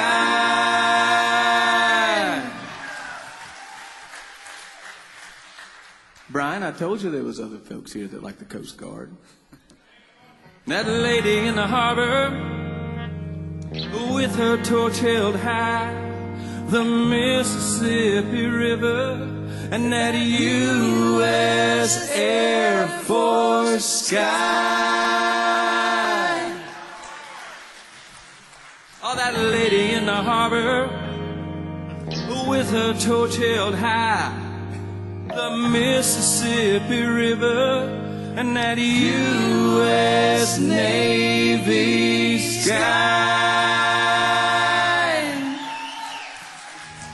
That lady in the harbor with her torch held high, the Mississippi River and that U.S. Marine Corps sky.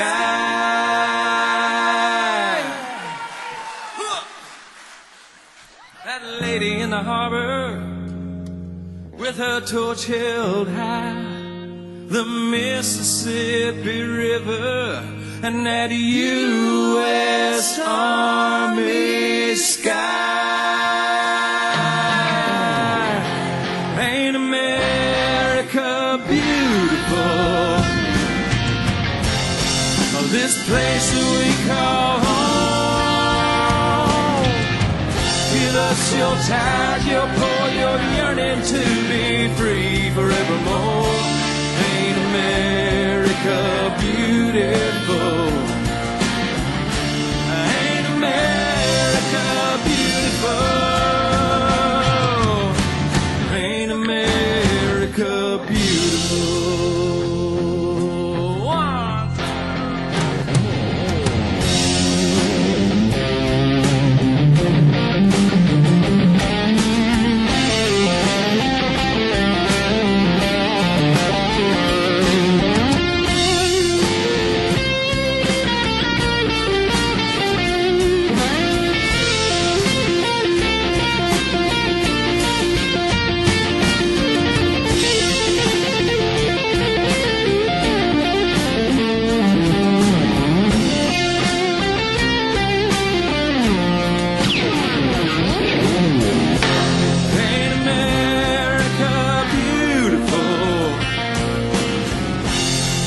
This place that we call home.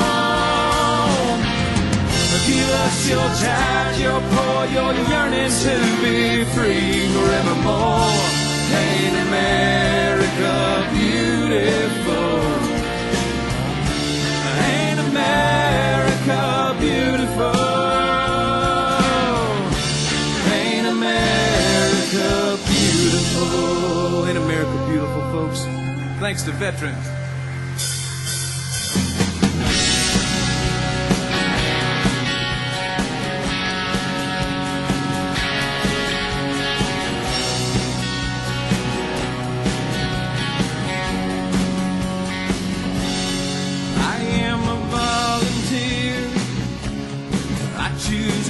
Right here. This is my job. This is my life. This is who I am. This is what I do.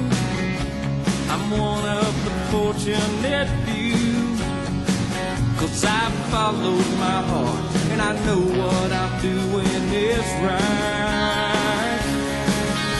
I'm proud, proud to be a soldier, to offer my life in this fight for the red, white, and blue. I won't back down, I'll stand my ground along with all the others, my band of brothers. Say it loud, say it with me. I'm proud to be a soldier.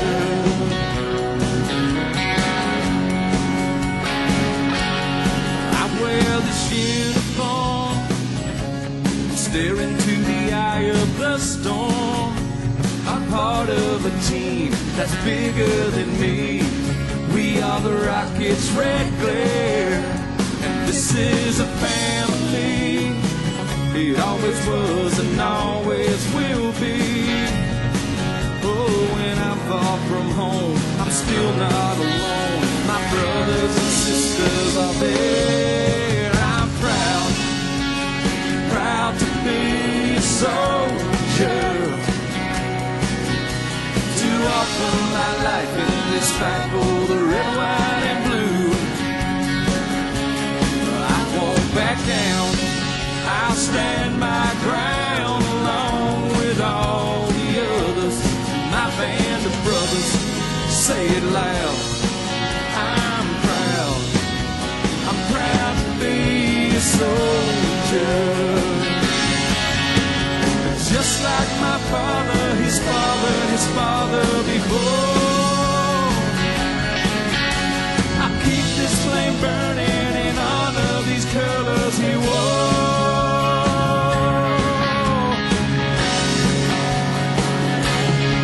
'Cause I'm proud, proud to be a soldier, to offer my life in this fight for the red, white, and blue. I won't back down, I'll stand my ground along with all the others, my band of brothers. Say it loud. I'm proud to be a soldier. Say it loud. I'm proud to be a soldier.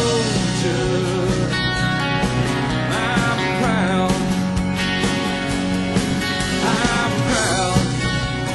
proud to be a soldier.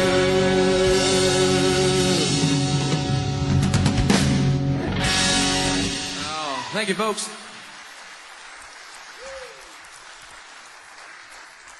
It feels to me like we're family. You know, stood up there to greet everybody when you come in, and it just feels like home. And it's a pleasure to be here, and it's an honor for us to come to your wonderful city. I came a couple days early, and we were able last night to go to the Post 10 there in Albany that, you know, burnt down. And they're in a different building, and we played, and we raised them $2,500 to help rebuild their business there. I'd like to personally recognize our oldest veteran here this evening, Major Pratt, who's right back yonder. Major Pratt is 93 years old. He is a distinguished veteran of our service and served our country with pride. He received a battlefield promotion. I think he was a sergeant to second lieutenant, and worked his way through our life. We're proud of you, sir, and we appreciate your service to our country, all of you. That first little bit we did there is part of the show that I do, or that we do when we go overseas. We go at Christmas time to Afghanistan and Iraq. This year, Saudi Arabia and Abu Dhabi. What the heck is that? But that's where we went. And I just play the little places. I do what they call FOBs, forward operating bases. Sometimes I'll play to 10 guys in a tent, and it's just a pleasure for me to do it and an honor.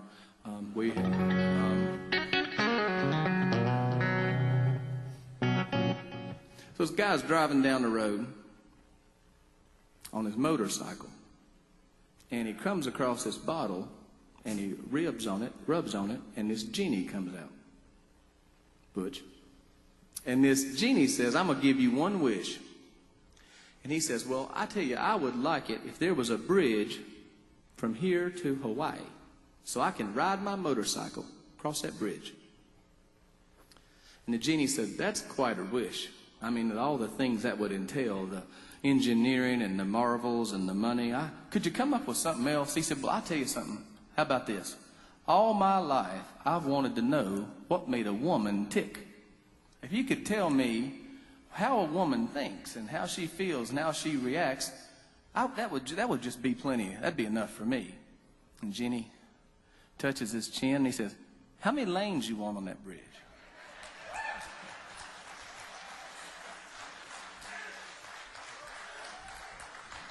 How about our wives, men? How about a hand for these wives, these ladies that work with us and stay with us and take care of us? We're doing a new record, and we had some success with an old record. Here's a few songs for you. See what you think.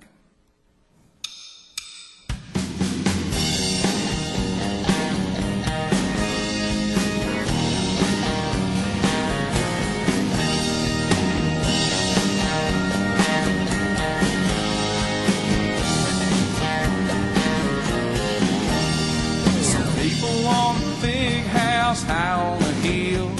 I just wanna be loved. Some people want a cherry red Coupe de Ville.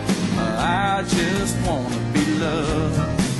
I guess it's different strokes for different folks, but when push comes to shove, hey, I know what I want and I always will.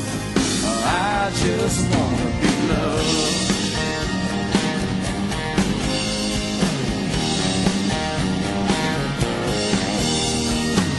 I think it's great to be a king, but I just wanna be loved. Or you might not need much of anything, I just wanna be loved. And I sure hope everybody finds everything they're dreaming of. But for me, it's a simple thing. I just wanna be loved by you for the rest of my life. It's true, some things money can't buy. I've got you and that's more than enough. I just wanna be loved.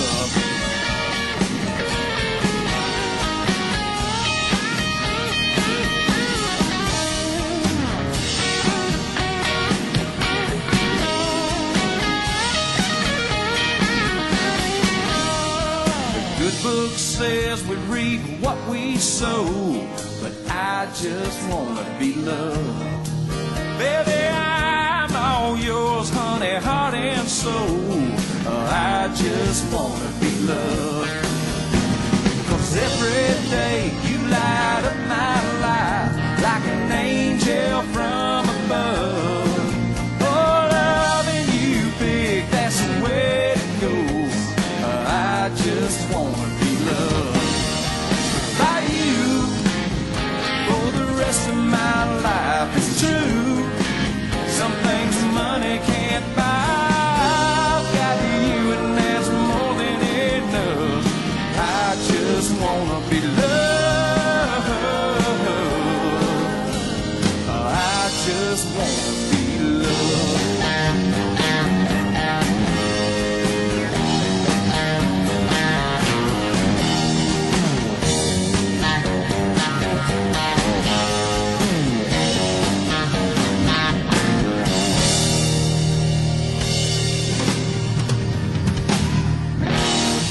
Thank you, folks.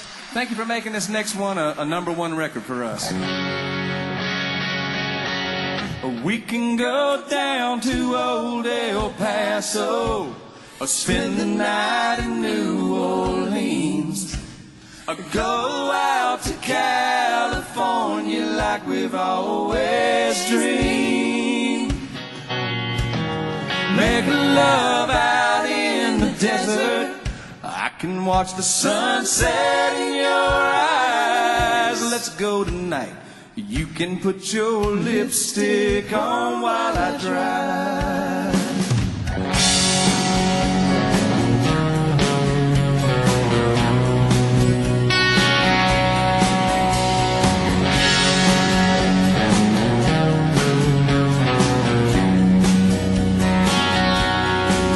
Well, enough of this nonsense, baby. We're bigger than this. Let's get back to us and the thrill we had with our first kiss. You know the road can take us out where we both feel so alive. Let's go tonight. You can put your lipstick on while I drive.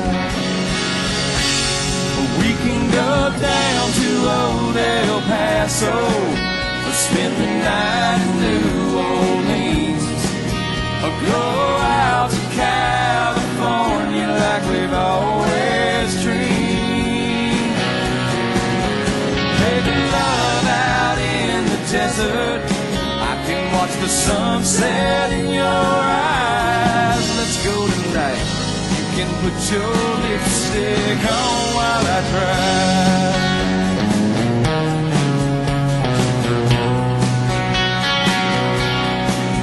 I'm tired of this life we're living, dreaming dead in dreams, like a worn out old shag carpet playing at the seams. You know we've got to change it, no wait until the time is right. Let's go tonight. You can put your lipstick on while I drive.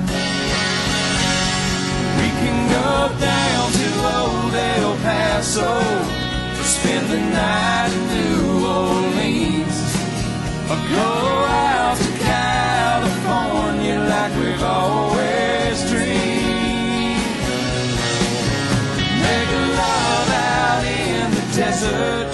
I can watch the sunset in your eyes. Let's go tonight. You can put your lipstick on while I drive. Let me touch you, let me love you, let your heart race next to mine. Or we can go down to old El Paso, or spend the night in New Orleans, go out to California like we've always dreamed. Make love out in the desert. I can watch the sunset in your eyes. Let's go tonight. You can put your lipstick on while I drive. You can put your lipstick on while I drive.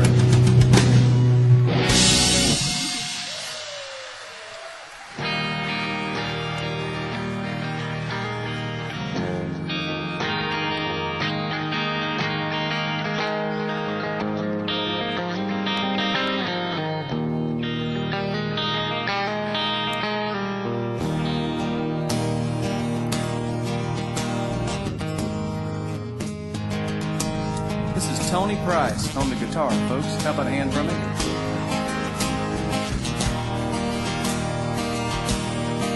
Now, I'm not sure if Tony lives in Minneapolis or Scottsdale, Arizona. He might live in both places. But Tony's a great musician and a great singer. When Sammy Hagar got the job singing for Van Halen, Tony was the other guy considered for the job. It's a pleasure to have you here, Tony. Back on the piano, she's from Sacramento, California. She's a fantastic player and singer and a wonderful lady. How about a hand for Miss Gail Fisho back there?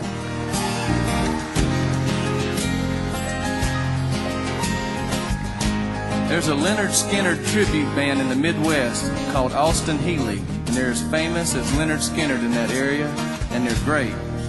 And this young man back here has been the drummer for that band for 25 years. He's one of the nicest and most genuine and real people I've ever met in my life, and it's an honor to have my friend Jerry Archambault playing drums with us this evening.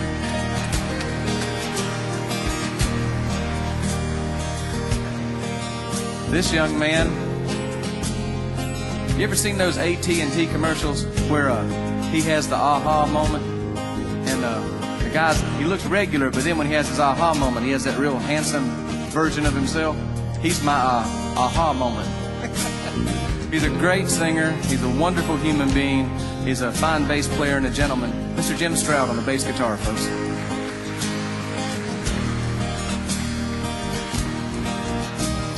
Back on the sound is, gosh, I don't even know what to say about my friend Dave. He's gone with me to Afghanistan. He went in the trenches everywhere. He's a wonderful sound person. He's a great guitar player. He's a mentor of mine. He's run sound for Frank Sinatra, Stevie Wonder, Bad Company, you name it, he's done it. Folks, how about a big hand for Dave Albro back there?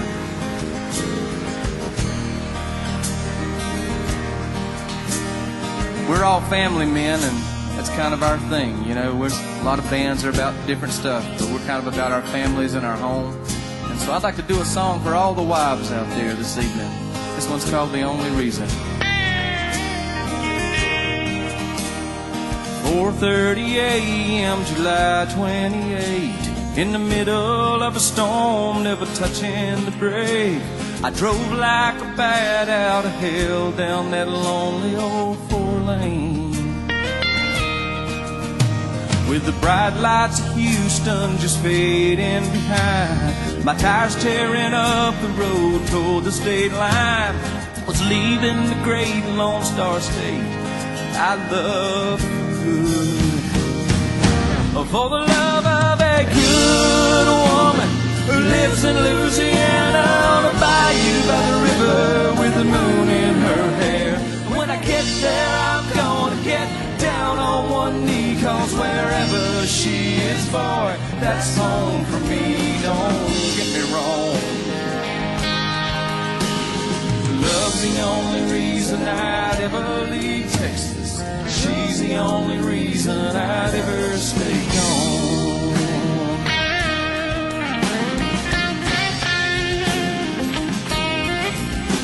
Just about Baton Rouge, I was changing my mind, thinking about all the things I'd be leaving behind. Like a red river sunrise and the stars on the Galveston line.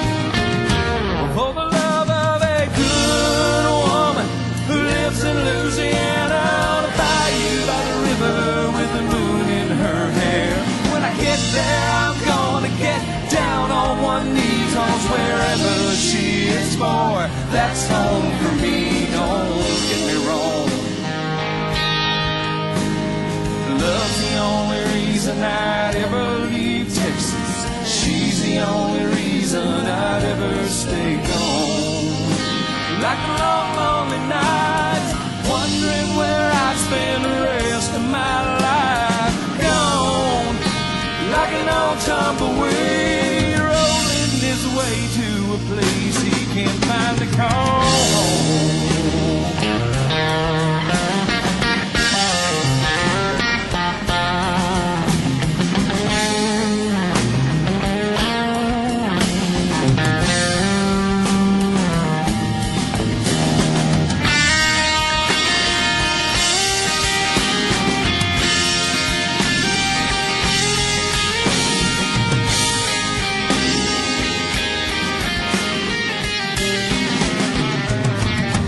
for the love of a good woman who lives in Louisiana on a bayou by the river with the moon in her hair.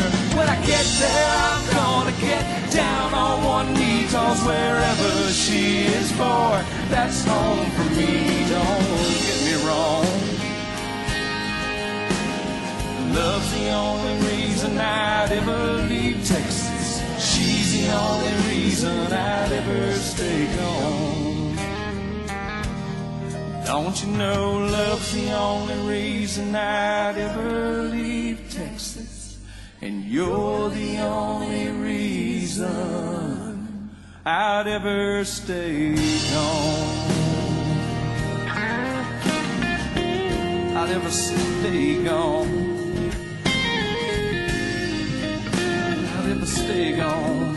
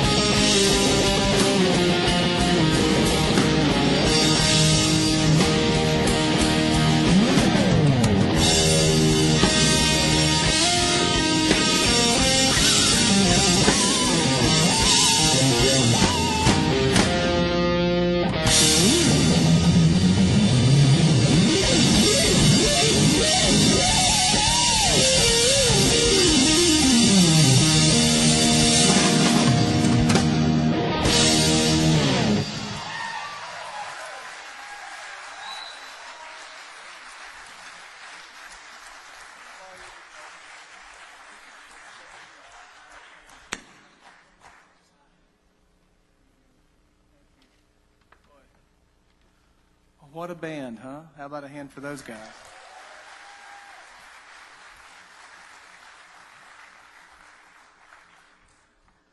Guitar has always been my passion. From the first time I saw one, I think I was 4 or 5 years old. I just gotten adopted by a really poor but wonderful family.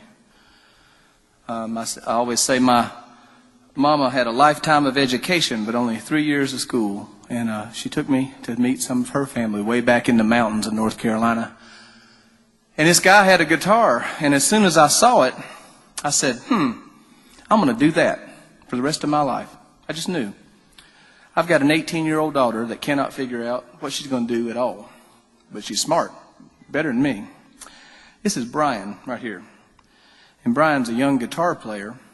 And Brian, I would like to say to you that you can do way better and more than I'm doing up here. I want to encourage you to follow that dream and live your life and work hard. How about a hand for Brian?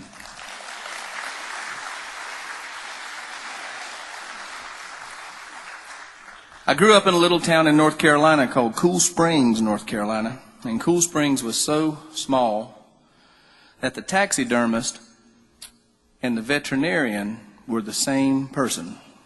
His name was Dr. Guth, and he had a sign up over his door that said, Dr. Guth, veterinarian / taxidermist. And then in parentheses it said, either way, you get your dog back. So I'd just gotten adopted by this wonderful lady, and she had this little dog. That's why I'm telling you the story. And we took the dog to that Dr. Guth. And when we got there, he said, well, what's wrong with your dog? And my mama, she talked real slow, and she was real country. I don't have an accent, but she really had one. And she would say, my dog won't come when I call him. So the doctor looked at the dog, and he said, Miss Lynne, I believe that your dog has an abundance of hair growth in his ear.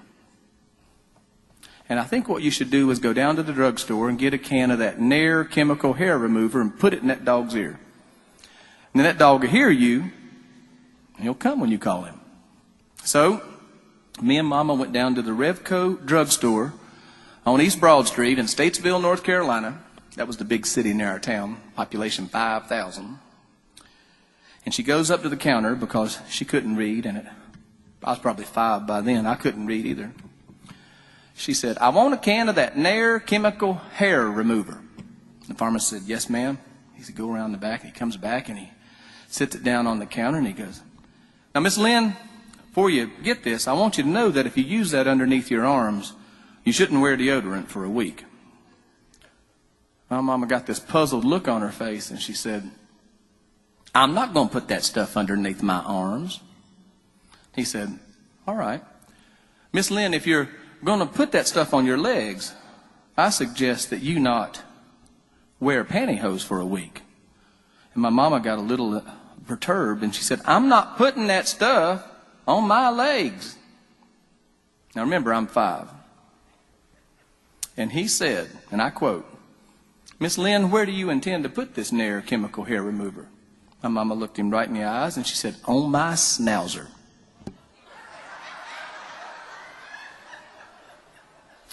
He leaned over that counter and he said, Miss Lynne, I suggest you not ride a bicycle for a month.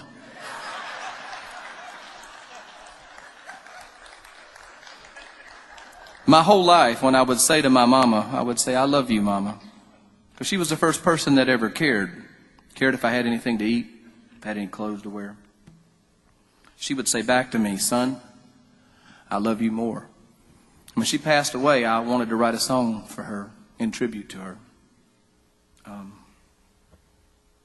And I'd like to recognize the McKinley family, the Troyer family, the Wiley family, and the Marks family. If I missed a Gold Star family, I'm sorry, but all they I believe are our Gold Star families here. Would you give them a hand, please?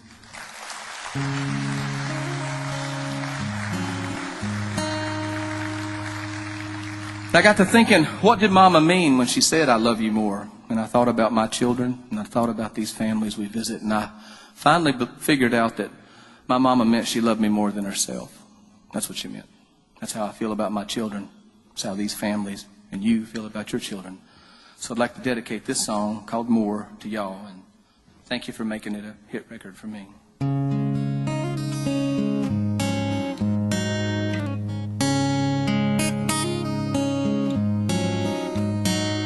Well, you say I am your everything, the half that makes you whole.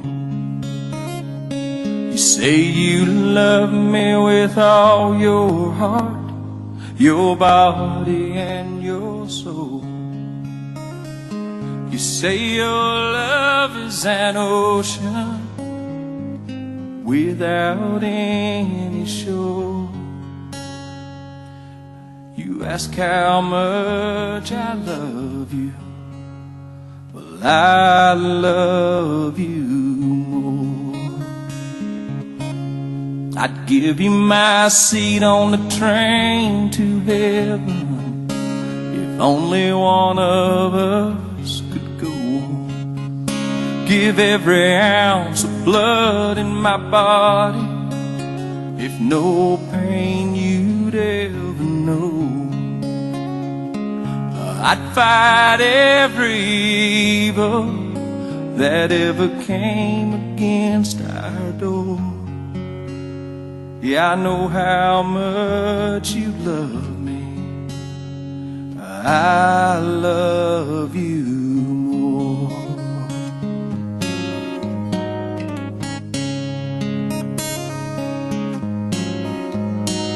Waking up with you in the morning, seeing your smiling face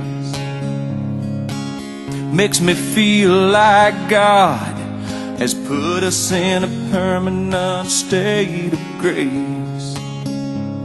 Your kiss tells me you need me like nobody has before. You say how much you wanted me. Well, I want you more. With every day that goes by, more. When I hold you every night, our love will last till the end of time. Then baby we'll find even more. I'd give you my seat on the train to heaven if only one of us could go. Give every ounce of blood in my body if no pain you'd ever know. I'd fight every evil that ever came against our door. I know how much you love me.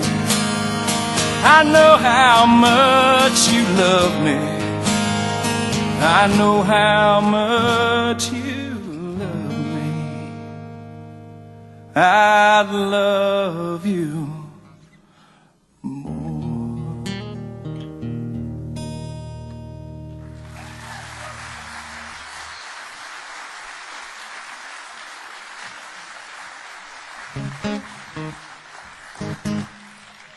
I'd like to try a new song on you. Would that be all right? One of the things, we've been visiting these families for 10 years now. In the state of Minnesota, where I started this, Greg and I started this thing, there's been 100 families, and we've been to almost every house. And we've raised money. We've raised over $250,000, and nobody takes any money out. It all goes into college funds for the children that are left behind. That's because of you. Thank you for that. But when we stand in these homes, and they always have, pictures and all the stories about their heroes. And these are tough men, these guys that give their lives, these veterans in this room. Sergeant Major back there. These are tough guys. So I thought, sometimes it might be cool to talk about that because they're kind of crazy. So this song is called, and I want your opinion when we're done, when I'm out there. Tell me what you think, especially you Gold Star families, because I just want to know what you think. It's called, What's Heaven Gonna Do with Hellraisers Like You?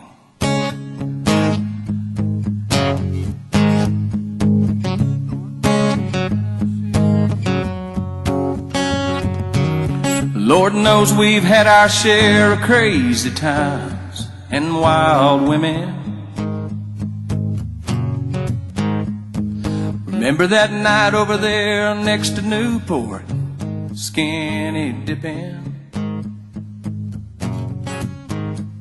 We were young and dumb, we never hurt no one, thinking we were gonna live forever. Now we know better. Looking back on all the things we've done, man, we sure had some fun. What's heaven gonna do with hellraisers like you? What's heaven gonna do with hellraisers like you? Tears and flowers fill this room, and there's a preacher reading the scripture. Well, if anyone needs proof that you weren't an angel, well, I've got the pictures. Now it's time to speak my mind and tell all these folks how we felt about each other. We were brothers, and tonight I'll keep you in my prayers. And one day I'll see you there. What's heaven gonna do with hellraisers like you? What's heaven gonna do with hellraisers like you?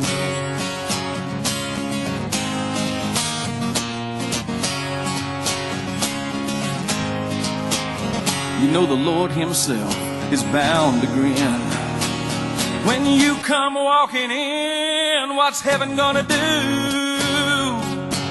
with hellraisers like you? What's heaven gonna do with hellraisers like you?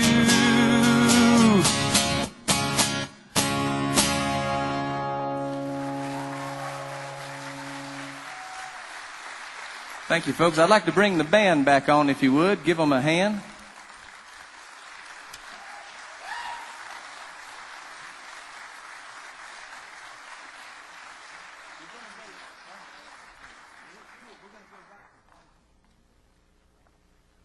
Folks, I'd like, if you could, guys that are running the light, how about a hand for the folks that do the lights and sound here at the church? They do a great job. If you could, I'd like for you to bring the house lights up just a little bit. I think it's great the way we're loving our veterans, and we got our motorcycle rides and our tributes, and it's fantastic. But there's a group of our veterans that did not get that respect when they came home. Our Vietnam veterans, when they came home, there wasn't a motorcycle parade waiting at the airport. There wasn't anybody saying, "Good job," when they come home. Sometimes they had to take their uniform off in the airport. If you guys would do me an honor, those of you that are able, would the Vietnam veterans that are here, would you stand up in the room and just remain standing for me, please? How about a hand for these men, the Vietnam veterans?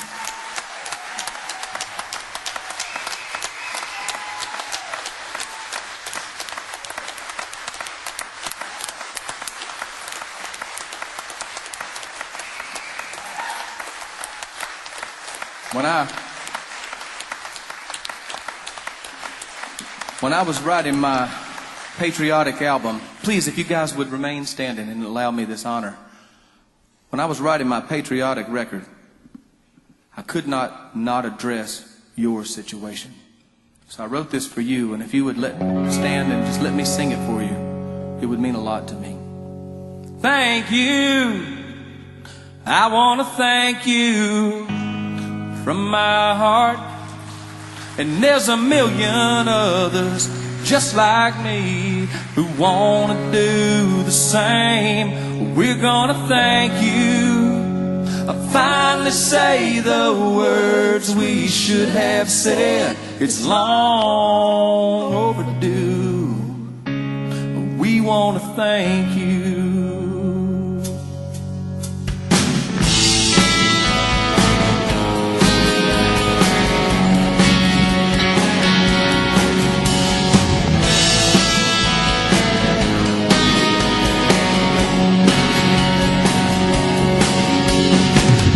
This song is for all you did. I saw you back when I was a kid. Saigon was burning on my TV.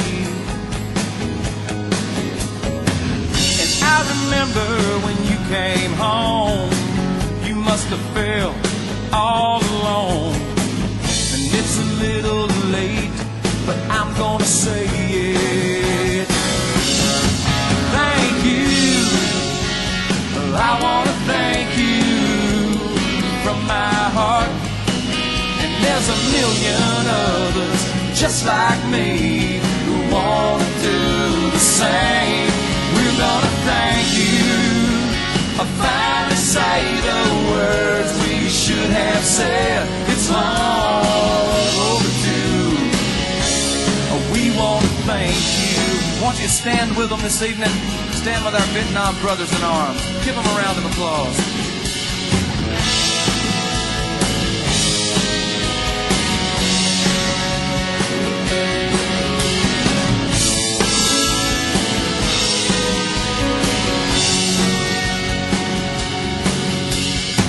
Welcome home after all these years. We've seen the wall, we've shared your tears. 58,479 strong. Woo! Brave men and women fell. God knows it must have been hell. And I'm sorry that it took so long. Thank you. I want to thank you from my heart. There's a million others just like me who want to do the same. We're gonna thank you. I finally say the words we should have said. It's long overdue. We want to thank you.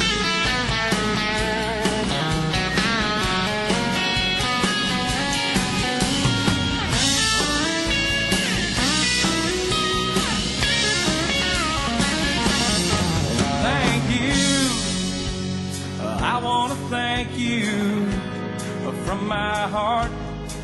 And there's a million others just like me who want to do the same. We're going to thank you. Finally say the words we should have said. It's long overdue. We want to thank you. Yes, it's so long overdue. Thank you so much for your service. Thank you for serving our country. Thanks for your sacrifice. Welcome home, brother.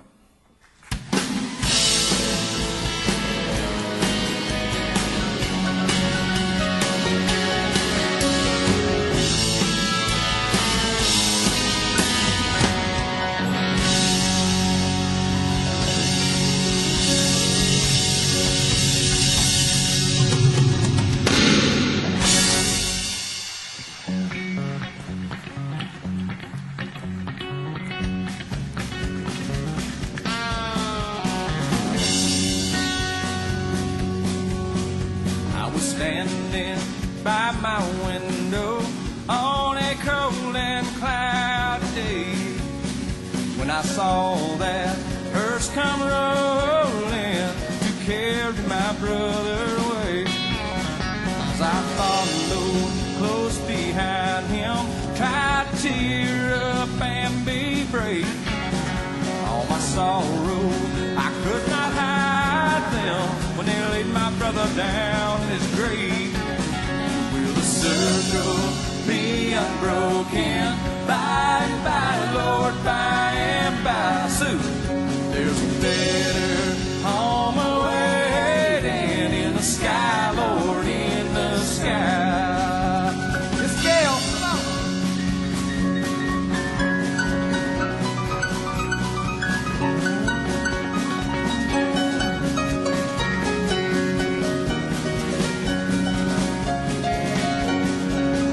As I followed close behind him, tried to tear up and be brave. All my sorrow, I could not hide them when they laid my brother down in his grave. Will the circle be unbroken? By and by, Lord, by and by. There's a better home awaiting in the sky, Lord, in the sky. Some glad morning when this life is over, I'll fly away. When I die, hallelujah, by and by, I'll fly away. Well, I'll fly away, oh glory, I'll fly away. When I die, hallelujah, by and by, I'll fly away.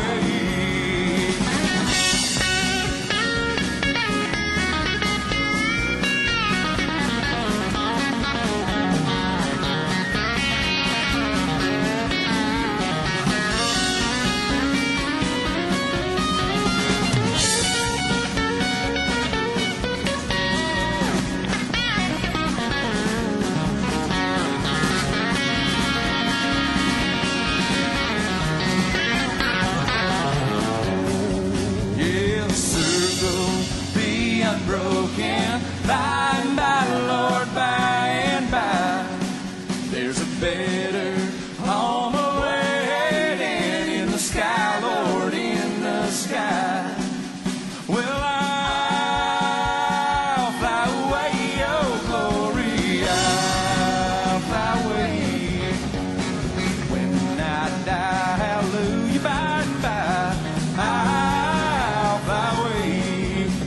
There's a better home awaiting in the sky, Lord, in the sky. Lord, have mercy in the sky.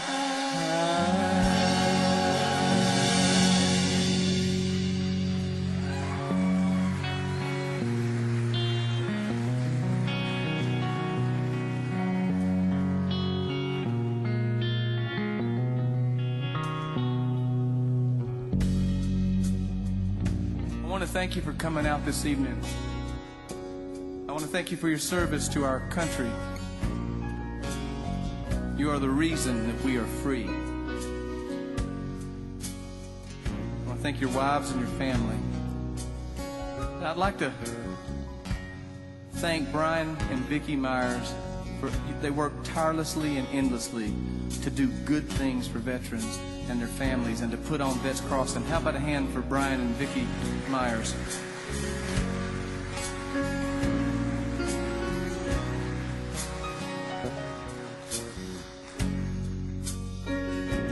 My good friend Mary Parker is sitting right over here, and as we do this last song, I'd like to ask you, Mary, if you would, to come up and join us and sing with us. Do you mind? How about a hand for Mary Parker? She plays in a band called well, I don't know what they're called, but they play at Randy's Coffee Shop down in Brownsville, and it's the best cup of coffee you'll ever have. Hello, sweetheart.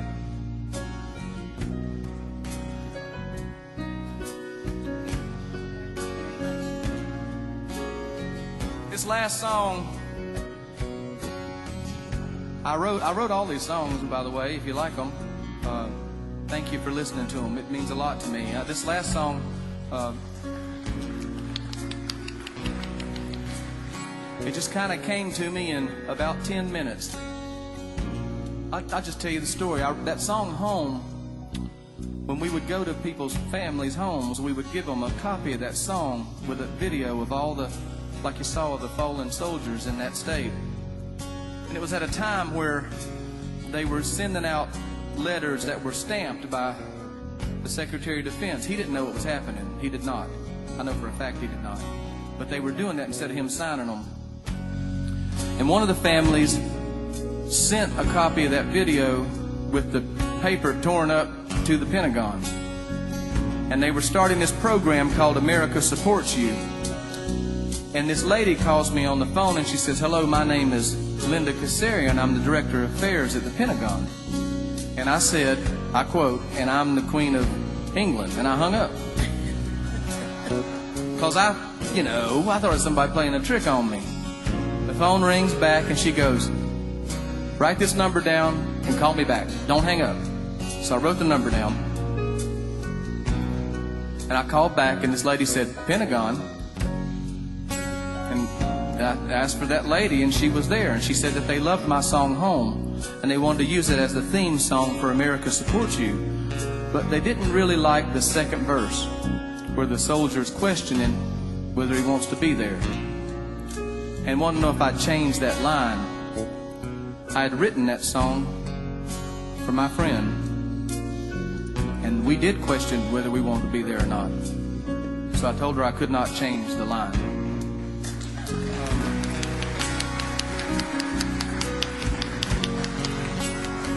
But I said, "What's your program about?" She says, "It's about making sure what happened to our Vietnam soldiers never happen again. That we say, no matter what background or color or how much money they got or their political position, no matter what we think of the war, pro or con, that we will stand behind our soldiers." And I said, "Well, that's a great idea. I'll write you a song about that." She said, "Well, that's fine. You can send it here if you get done." And she hung up. And then she told me later she never expected to hear from me again, but she didn't know that I had my own recording studio and I had nothing else to do. So I sat down, and in about however long the song is, I just turned on my tape recorder and I sung this song. And it's just like it came out. So I really have to give God the credit for that, because it wasn't me. I sent it FedEx to her office. The next morning I got a call and she was in tears and she said, "This is it. This is the song. We're going to use it." I said, "Well, great. If you give me a budget." I did it in my little home studio playing all that stuff. And I said, "Well, give me a budget and we'll record it." She said, "No, I'm putting it up. I'm putting it up right now, just like it is." And so it was on there until they stopped that program and put something else in for 7 or 8 years. It's played at every memorial service in Iraq and Afghanistan. And I can't think of anywhere I'd rather be, or any other place in the world, that I'd love to end my show and sing it than for you tonight. Thank you for coming. When I'm done, I'm going to go right out yonder, and I'm going to stand till all of you come by and let me hug your neck and tell you how grateful we are for you and how much we love you and we appreciate your service. If you like these songs, you can buy a CD, and proceeds from the CDs will go to Vets Crossing, and we will send socks and all kinds of stuff to these soldiers. Thank you, folks, and thank you for having us. It's our pleasure. Well, they come from every corner of our country. The cities, the mountains, and the farms. Modern day Minutemen and women, like our heroes from the past. Whenever we need them, all we had to do was ask. They're Christian, they're Muslim, they're Jew. They're all red, white, and blue. How about a handful? Sacrificing their family and their friends for our country and the freedom they defend. Giving everything they've got, some have had to give it all. The black man, the white man, and the Sioux. the middle class, the poor, and the well-to-do. They're all red, white, and blue.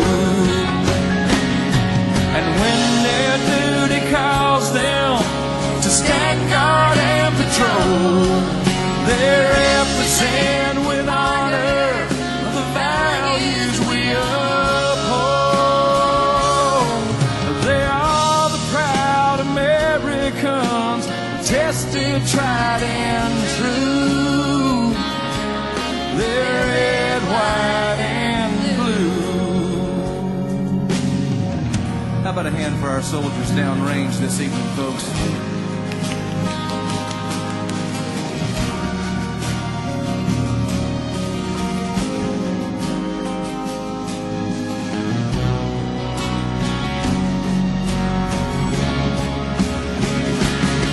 Yeah, they are the proud Americans, tested, tried, and true.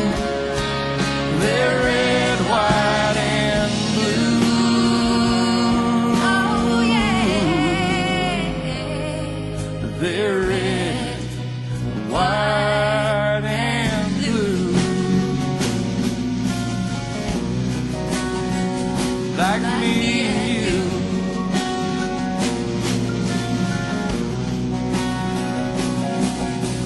God bless America, land that I love.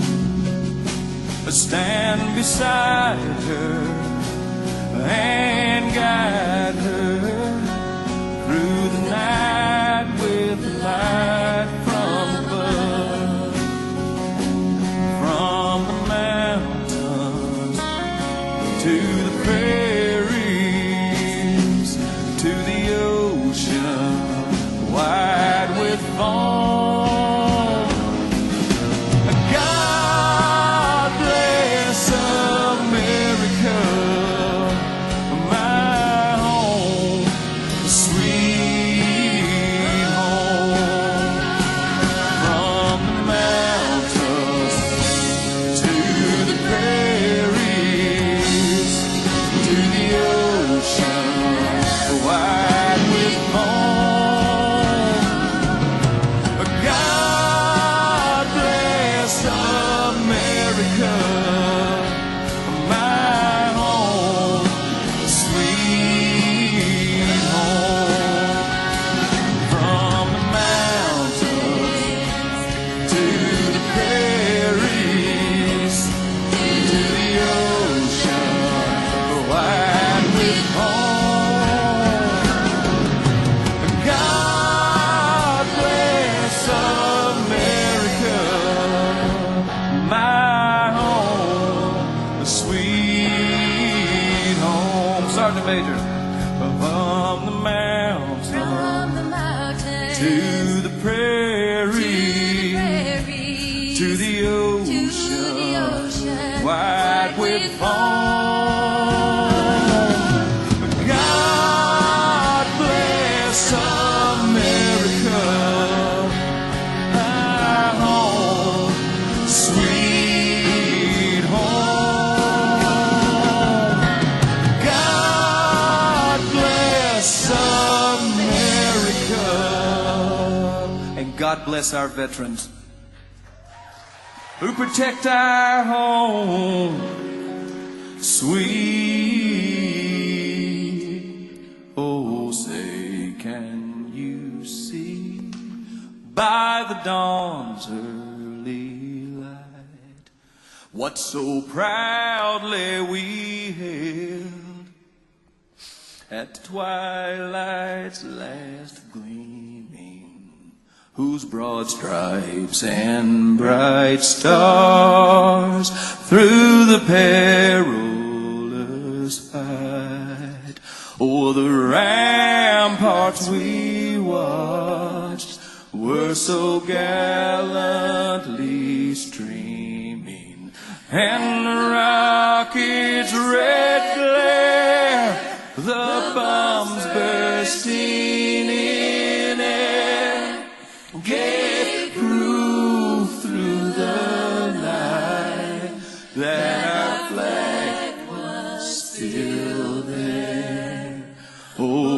say, does that star-spangled banner yet wave?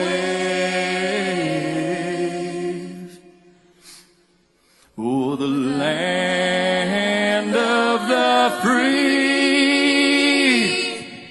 and the home of the brave.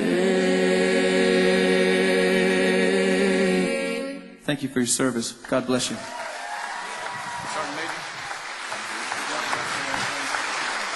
Everybody stay in your seats. We got just a few more things to do here to help out. Rockie, Lynne, we want to thank you for your service and your dying time that you spend on the road, going overseas to all the countries around the world and talking to our soldiers. The story that wasn't given out is what this band and this man does. When he says he goes to Afghanistan, he does not just go and stand in an aircraft carrier or a hangar. He goes to the outposts where there's 4 or 5 of your sons or daughters that are so far out that nobody wants to go. But he goes there and entertains those 4 or 5, just as he's done here tonight. And I think we need to give him a big hand.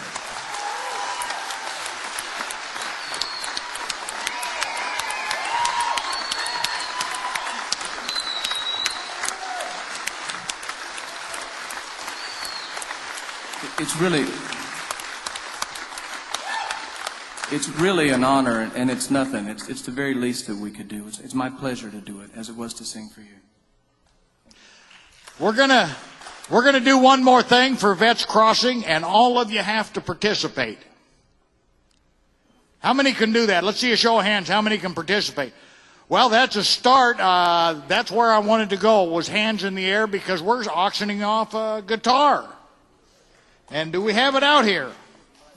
Here it comes. So all of you are going to have to help me. The money we raise from this is going to go to Vets Crossing and help buy the incidentals our soldiers need: socks, T-shirts, a little sweet candy, shaving cream.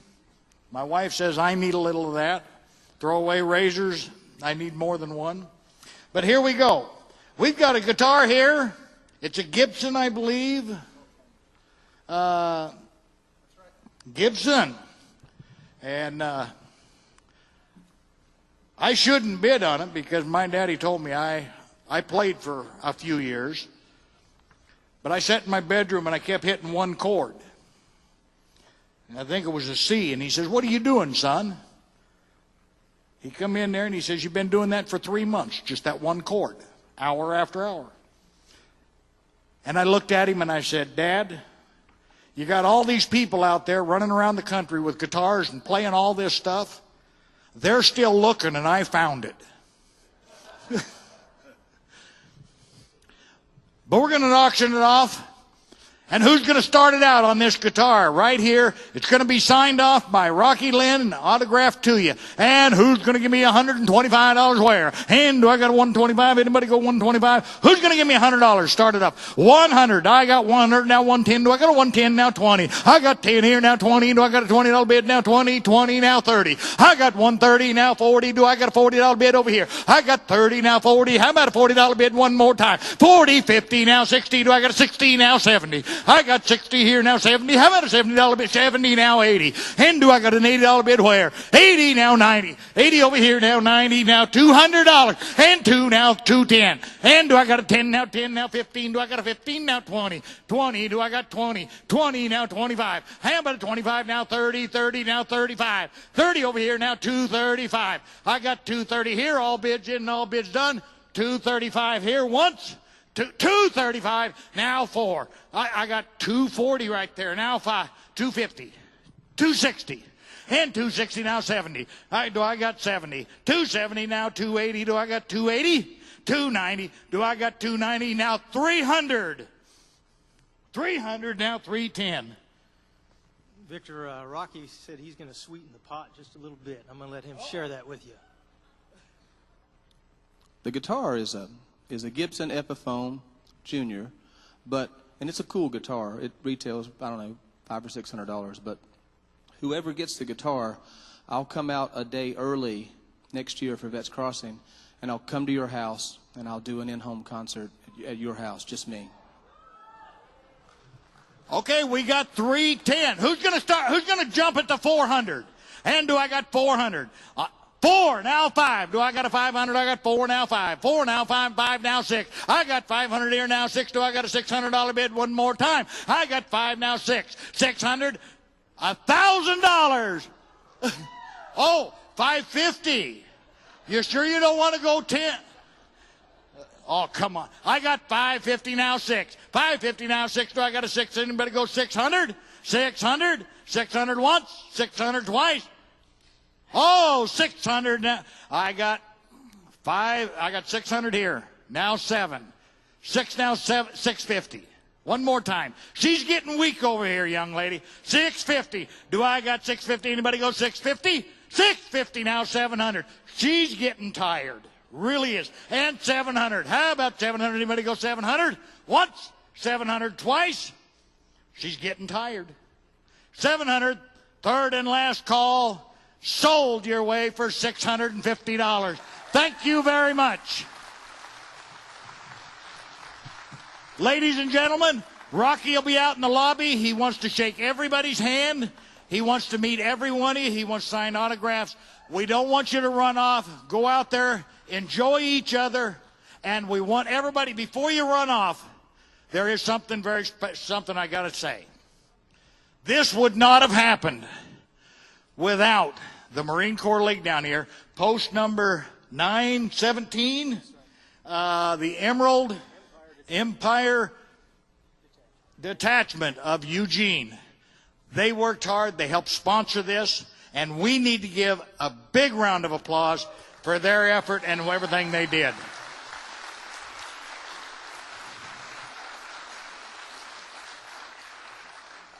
A lot of work was done behind the scenes. Brian, Vicki, I'd like you to come out.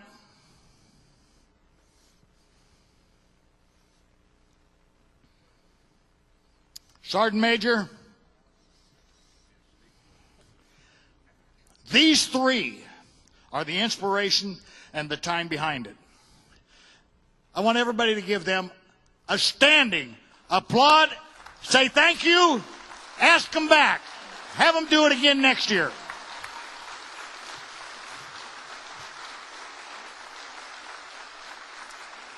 One of the things that I do when I close and I'm finished, and this is the last thing you're going to hear out of me, and I want to see everybody's hand in the air, is that next year I always ask for everybody to do one thing when I leave a show. Next year, I want you to make a commitment that you'll be here next year and you will bring one gift with you. How many will commit to that?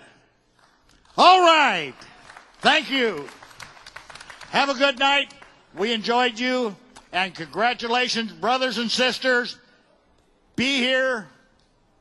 Stay out there. We want to shake your hands.